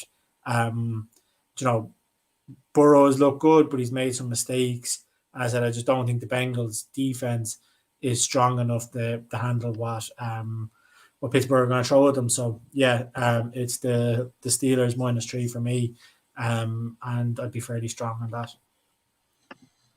Lee, what are your thoughts? 3 points, comfortable? Yeah, I think so. I mean, it's another game for me that I don't really fancy either of these teams. So it's one of these middle of the table clashes, but I think the Steelers will have enough to cover the spread there. I wonder how many more years you're going to get out of Big Ben. I think this could be the last one, so we should enjoy it while he's there. I think people were talking last season kind of like the last hurrah, so yeah, the clock is definitely ticking. I mean, I wouldn't object to putting the Steelers in here -3. I just had, I wasn't really impressed either way by either of these teams, so I just thought I'd move away from it. I wouldn't. No. Yeah, for Stoke, we can come back to it, but certainly from, I mean, I wouldn't be laying the Steelers, let me put it that way, but I wasn't jumping on them to back them either. Let's move on. I honestly think that their value at 3 points. I just think that they haven't impressed this season yet, but I think that's the point, is that they're in second gear and they're still doing okay, and when they click, they're going to be good, and they have a good matchup here. John said, unbelievable wide receivers, decent running back, like going to be kind of probably a Hall of Fame quarterback, and if they click this week, I think they'll rack up points, and I don't know whether the Bengals will be able to keep up with them. So yeah, I'll be pushing heavily for the Steelers to be in there anyway, but we can get to that at the end. Yeah, okay. I've double circled that one now, so we'll definitely come back to it. The next game up is the biggest spread of the week. So the Jets go to Denver. They're 10-point underdogs here. First Broncos home game of the season. And I mean, if you're looking to reintroduce your fans to the NFL, probably there's no better team you'd want to come up against than the Jets. I think Zach Wilson is really struggling. The whole of the Jets are. Teddy Bridgewater is kind of going about his business quietly but efficiently there since he's joined. We'll go to you, Gary, because we seem to have some technical issues with Lee now. So we'll cut to you on this one, Gary. And what are your thoughts? 10 points to the Jets here. Yeah, again, it's another one of those where, the Jets are the Jets, and they're pretty bad at football. So you definitely be backing against them. Broncos are decent, have a decent defense. Quarterbacks in general struggle at Mile High with the altitude and things like that. Like I said, Wilson hasn't really been pulling up trees, so you could see him struggling there as well. So yeah, it's another one of those that if you forced my hand to pick one, I'd pick the Broncos -10. But in the NFL, when you're giving 2 scores away, it's always dangerous. So again, it's not in my picks, but I'd be going with the favourites there if I had to. Yeah, I'm the same. I think, again, if they win by 10, 15 points, it's going to be nearly expected, but I I don't think I want to taking a 10-point under or 10-point favorite here. It's just a lot to do, and like we said in other games, it's they could be winning by 10 for most of the game, and then not throw it away, but just cough off a few light scores later on because for whatever reason. So Lee, you're back with us. Not sure if you caught what Gaz said, but basically, he's not quite back with us yet. Give me 1 second. He's hot on Denver here, but probably not going to take the line.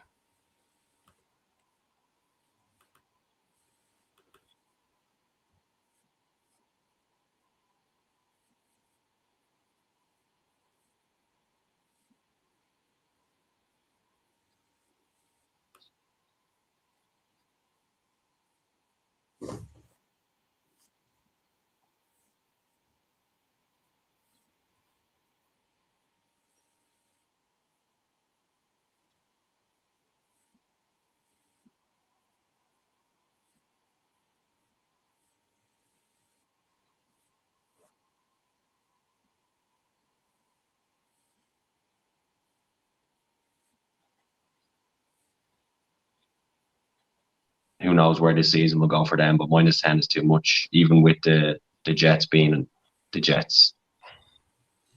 But I think we're all agreed there. It's probably the call, but best to leave it. Next one now is definitely one of the one of the big games of the weekend. Tampa Bay traveled to Los Angeles. I talked to you about this earlier, Gary. I couldn't believe it when I heard it, but this is amazingly Tom Brady's first ever game in Los Angeles. Nearly 350 NFL games, and he's never made it all the way to LA. 2-0 teams here. One of them is going to lose our perfect record. Lee, we come back to you. Who do you think is going to cough up the record here, and what do you think about the spread, 1.5?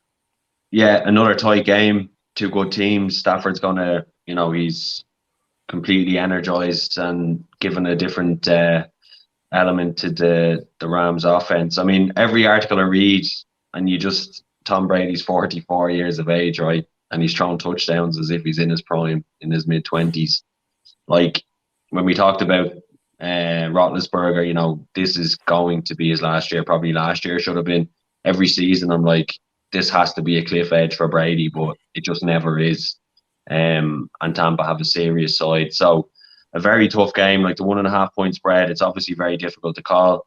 But I fancy Tampa to do it here. And again, I keep taking the under, but I do think Tampa will do. I think they just have such a strong squad. So yeah, Tampa for me.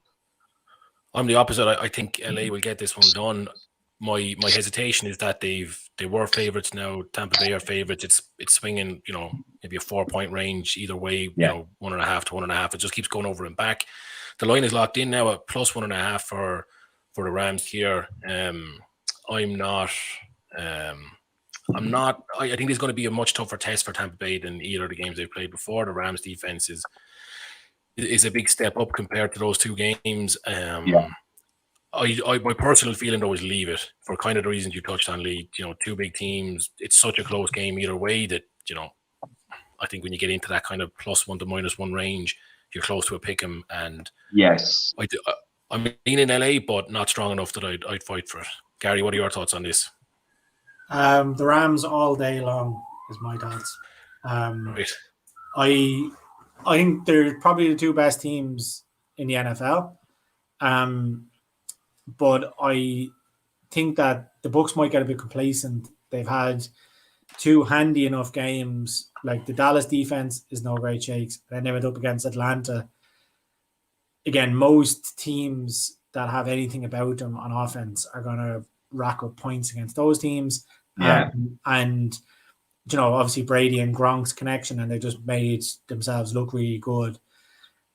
I think they're going to get a shock on the road against one of the best defenses in the NFL. I think the Rams are going to want to put down a marker. The Bucs have been giving away points. So, they gave up nearly 30 points to the Cowboys in week 1, and it was 25 or 26 points last week against the Falcons. So, I don't think that the Bucs are going to get 30 points plus in this game. And if they've been giving up that amount of points against kind of mediocre opposition, they're coming up here against Stafford with Cooper Kupp in form, Robert Woods. Like I can't see the Bucks winning, even though I respect them. And I think getting any sort like I think the game should be priced up as just a push, so 0 spread, and the fact that you're getting a spread on, and I'd fancy if it was a push and on the money line, I'd fancy the Rams. So the fact that you're getting points here, I think it has to go in. Yeah, no, it's I need to just step away for 1 minute. Yeah, step away. Yeah, I mean, just it's to follow up on Gary's point there, like about the Rams, I do think the Rams will win this game. My hesitation is more that I don't know if it's in the top 5 that I can take here. I think there's other teams that could win and I even get more points than 1.5. I do agree with the whole analysis, though. I think I'm not sure if you watched the Cowboys game, the opener league, the season opener, and like that was Tom Brady to a T. He was able to control every part of the game when he was on the pitch. He controlled it, but that was because it was tight and he got the opportunity to control it. I think if LA go ahead here, which they could easily do, like we said, the Tampa Bay are coughing up points pretty easily. If they get, they find themselves, 7-10 points down, it's a very different game, and Brady can't just kind of move pieces around the board and take those field goals. So I don't know if it'll suit them. I still agree. I mean, they probably are definitely one of the top 5 teams in the NFL, but this is, they're coming up against equally one of the best teams. I think away, it's going to be tough. I like the Rams to win. I don't know if I put it in. It wouldn't be my strongest pick, but no, I don't think you can go near it. Like, because you can't. I mean, they are like there's strengths and weaknesses. Like, they're such good teams. I mean, if they can protect Tom Brady, right? If Aaron Donald's going to go in there and wreck the backfield, that's it, right? If he's not, like, he needs to have time. He needs to link, because they don't really have a passing game. Or sorry, I mean, they've Leonard Fournette, right? He's not, like, they don't have an elite running back really. He needs to have time, and if Aaron Donald can improve, like, he's critical here. If he's going to get in there and cause trouble, well, then that's the game over, because he needs time. He needs to connect, and it's definitely going to be an interesting game. But for in terms of the contest, I don't think it's one you can go near. I don't think you can take team Well, I certainly wouldn't want to get involved in a game like this when they're so evenly matched and there's only 1 point in the difference. Yeah, so a strong avoid from Lee. I take your point, Lee, but I also disagree with you. Like, I think the running back element is one of the key points there. What the Fournette got probably 50 or 60 yards last week. He probably got 40 yards week 1. I know they have Ronald Jones there as well, but they're nothing really. Yeah, I just don't think they're going to those running backs will trouble the Rams defense. And then, as I said, the Rams offense is just explosive. So I think they should go in with the 1.5 points. Again, I think this is going to be one that people will see the Bucks. They'll see Super Bowl champions Tom Brady and a small spread. And I think being on the opposing side to that could be benefit to the Super Contest. So if we're pinning our collar to the wind, we're saying, well, you two are saying the Rams, and I'm going with the so you're a hard Super Bowl champion Tom Brady booked at minus 1.5. Yeah, you're going to be everyone else in the Super Contest, and then we're going to be ones laughing on Sunday evening. Well, what did we used to say? I'm the contra, right? I was the one who was going with it. Yeah. Because we'll have the sheriff coming back soon. Yeah, so from 2 teams that are looking incredibly good this season to 2 teams that have had a pretty tough start to the season, we move on now to Seattle travel to Minnesota to take on the Vikings. And I think whoever loses this game is going to have some serious confidence issues afterwards. Seattle lost an overtime field goal last week. The Vikings came out, luckily, or very difficult to take, at least a single-point loss in Arizona, and they lost by a field goal in overtime in week 1. So, some very tough losses there, and obviously one of these teams is going to lose this weekend. The spread is only 1.5 points. Seahawks slight favorites here, traveling to Minnesota. For me, this is a hard skip, but Lee, I will go to you first this time. Oh, no, I was going to say Gary, but we just lost him there. So, Lee, we'll go to you first this time. What are your thoughts on this Seattle slight favorites in Minnesota? I mean, again, it's kind of I haven't paid a huge amount of attention to either of the teams so far this year. I thought I think this is another one where I think the Saints have regressed slightly. I think the Vikings were in a bad place. I mean, for me, I'd probably be nudging the Vikings in this one. But I really don't have a strong opinion at all. I mean, I think, what did we say the spread was? 1.5 points? 1.5 points, Seahawks Yeah. 5 favourites. Yeah, I mean, like the Vikings had 2 close defeats, I think. And the Cardinals were on fire and they stuck with them. So I think they might have a bit too much at home for the Seahawks. But again, I mean, 2 teams that aren't going to be anywhere near the Super Bowl, and there's only 1.5 point spread between them. So I don't think you can really call it. Yeah. That's 2 teams. Do you think so? Yeah. Like, I mean, the Seahawks never get going at this stage. I think that they'll be in playoff contention anyway, I'd say. But yeah, I agree with everything else you've said there in terms of it's 50-50 game. Vikings, I find, are a hard team to call. I think on the balance of it, I go with the Seahawks because the Vikings have had, they lost to the Bengals in week 1 and they lost to Arizona last week, and they're both narrow defeats, but like, I think they should be beaten, especially the Bengals. So I'm happy enough to avoid, but I'll probably go for the Seahawks if pushed. We'll avoid it then. I don't have a strong opinion. I don't like it at all. I think part of me, you mentioned this earlier, Gary, I can't even remember in regards to which team, but I kind of feel a bit burnt by the Seahawks. I tend to back them a bit and tend to not win when I back them. So I don't like them here as favourites. So I'm happy to skip this one as well. Neither of you have strong opinions, so I think we move on. We're going to change the order a little bit here. We're going to keep the big one for the last. So next we're going to go to the Falcons. Atlanta travel to New York here. 0-2 Falcons, 0-2 Giants. The Giants are 3-point home favourites here. I think both of these teams improved defensively in week 2, but still a lot of questions. I've no real strong opinion on this. I would lean New York. I think the Falcons defense is probably going to lose the game for them without New York necessarily looking great, but my gut feeling here is skip. We go to you first this time, Gary. What are your thoughts? New York 3-point favourites at home. I have a general rule that never bet in a game that the Falcons are in. Just whatever I do, the opposite happens. So happy enough to leave this out. The Falcons' defense is shit, but their offense has a bit about them. Yeah. I think they could win this. So I take the Falcons +3, but I'm not going to be arguing with leaving this game out.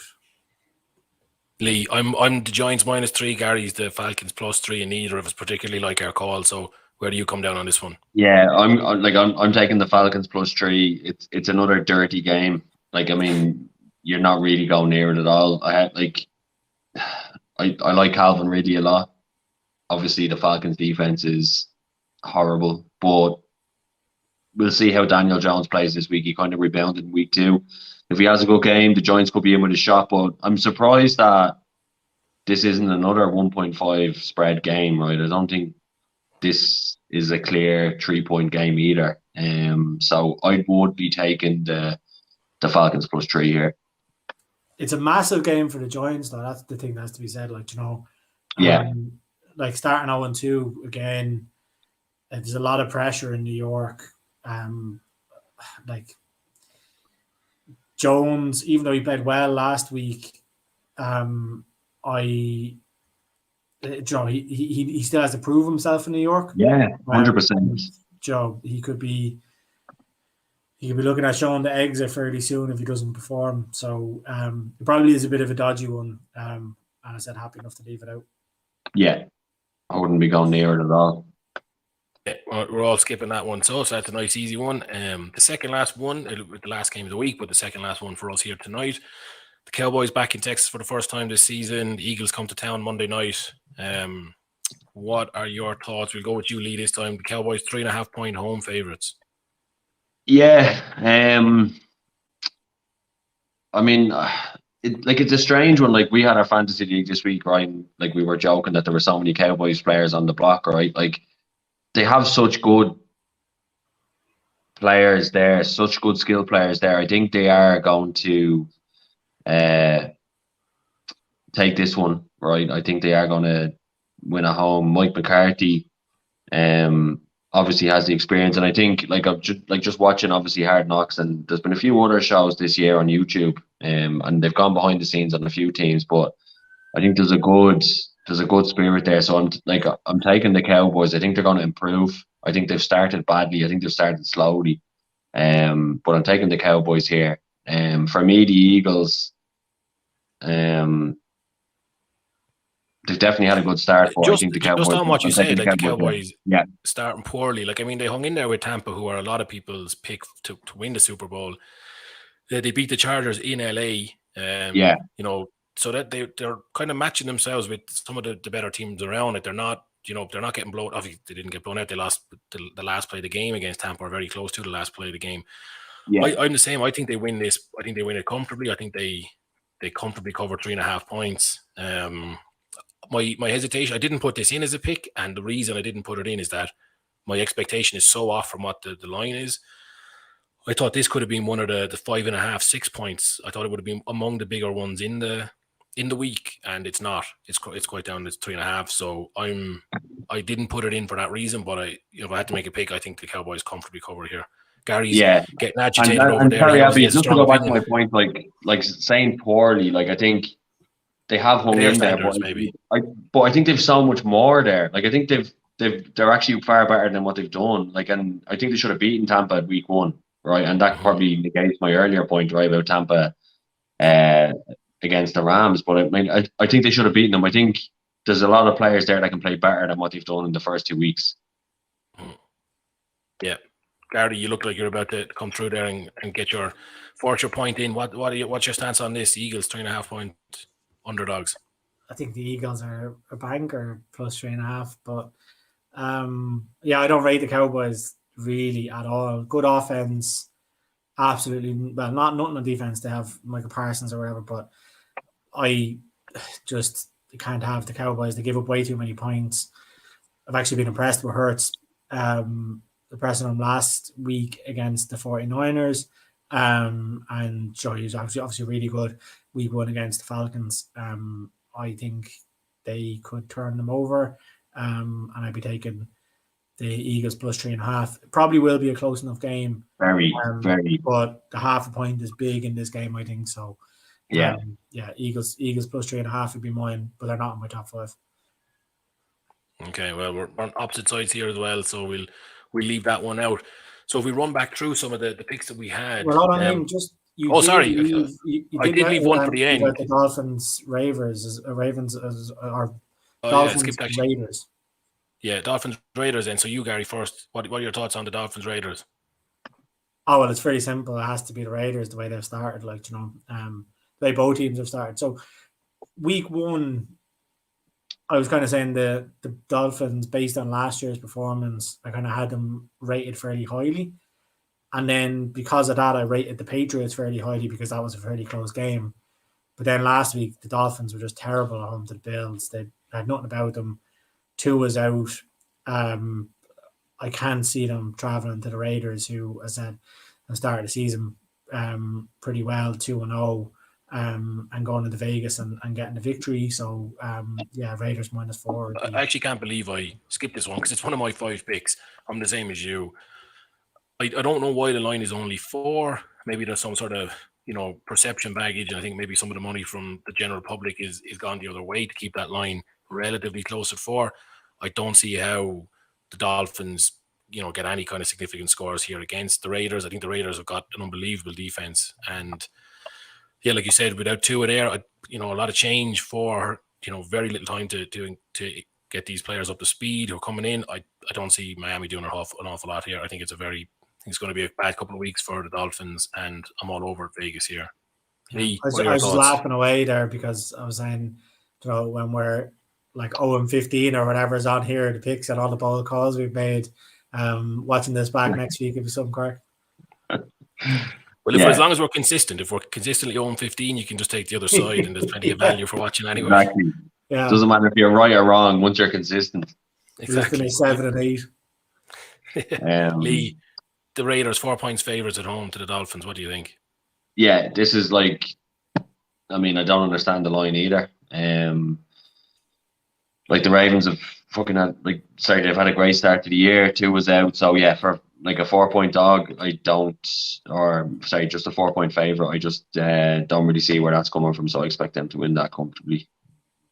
So very good. they would be definitely an easy agreement there between the three of us. We're all in on the Raiders. Right, so that leaves the big one, the game of the weekend, the one between us that could get a bit heated. So buckle up if you're anyone still watching this. Make sure to have your condiments ready because you're going to be watching this for a while. Green Bay travel to San Francisco, 3.5-point home favourites here. I must admit, this is one of the ones that I cooled on during the week. I was Green Bay. I thought it was a very generous line for Green Bay on Monday or Tuesday, and if we'd had to submit our picks then, I would have fought tooth and nail to keep it in. Now I've actually potentially dropped out of my 5. We'll go to Gary first. You're laughing. You've got a point to make. Gary, what are you thinking? I'm thinking that the 49ers are going to win this game handily, to be honest. And caveat for anyone who's watching, Gary is a 49ers fan. I'm a 49ers fan, but and I suppose anybody watching in would probably be like, this guy just picks the 49ers every week because it's the 3rd week in a row I've picked them. But I'm actually not. Like, I kind of scrutinize he vetoes the Cowboys and backs the 49ers and then the Cowboys cover. No, but I scrutinize the 49ers more because if I'm picking them, I need to be sure that it's not clouded by the fact that I follow them or whatever. I just don't see it with the Packers. Like, they're coming in off a short week. They were toxic in week 1. Okay, like, they beat Detroit Monday Night Football. Again, most teams in the league are going to beat Detroit. They haven't had much of a running game this season. Coming up against the best defense they're going to come up against to start the season. I like the memory of 2 seasons ago when was the 38 or 37-8 game where the 49ers destroyed them in like week 10 and then went on again into the playoffs and beat them in the playoffs. Like, that rings in my mind. I'd write off last season's head-to-head because the 49ers had so many injuries. I just think 49ers are a great bet. Like Deebo Samuel's out there. He's playing unbelievable. He's the highest ranked receiver in the league.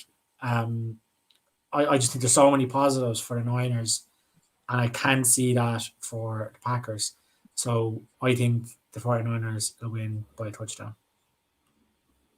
By a touchdown? Yeah. Yeah, it's been a little side bet if you want, Lee. No, I think we should, but actually, I'm not very confident about this either. Like, the Packers have been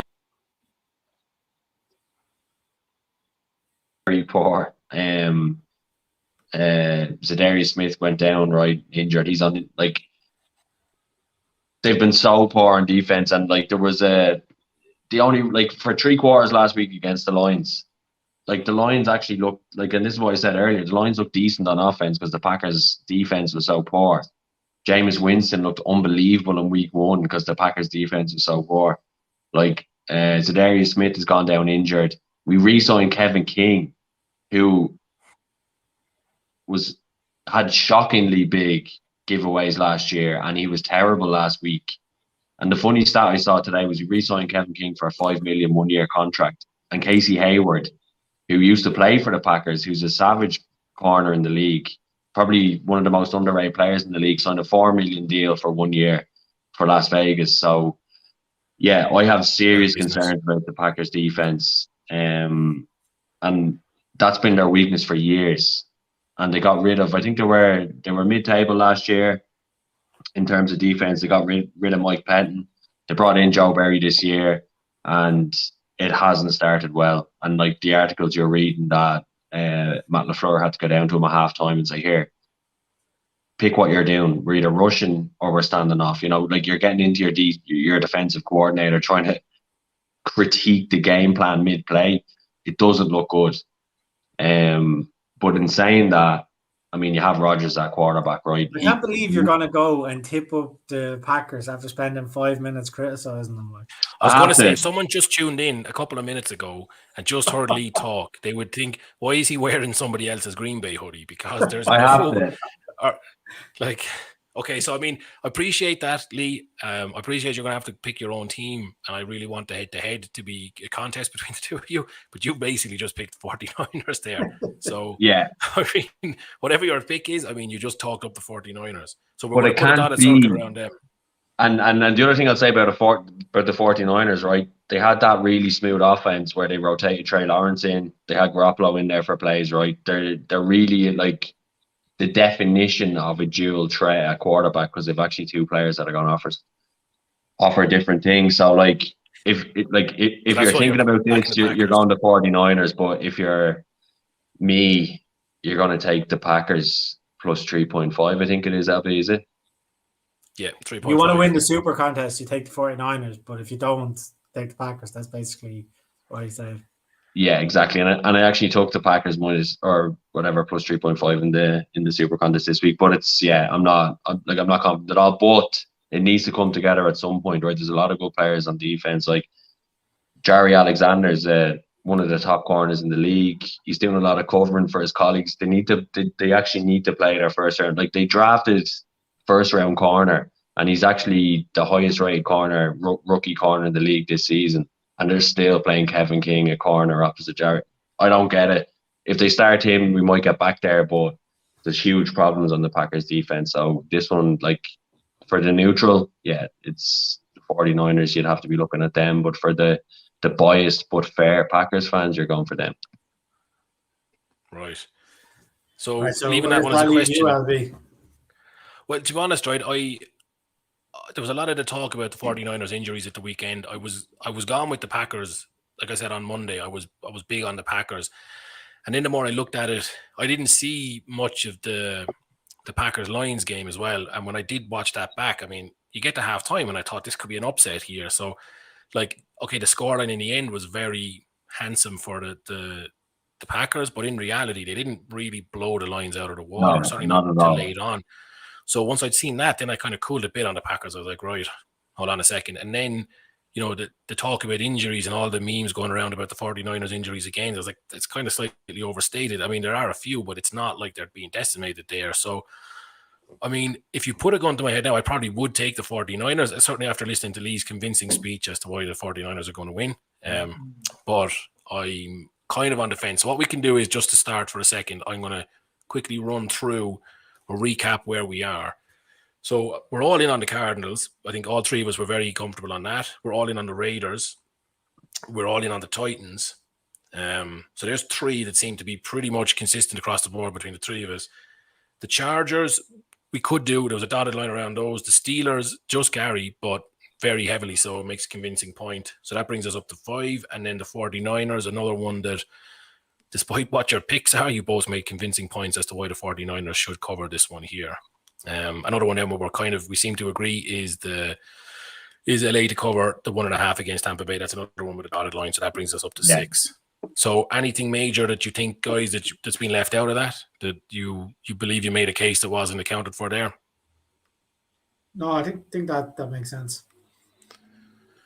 So, Gary, of the three that aren't nailed on, so the Chargers, the Steelers, or the 49ers, what are your thoughts on those three? We only be able to take 2 of them. I would leave if my personal opinion, I would leave the Chargers out, and I'd go with the Steelers and the Niners.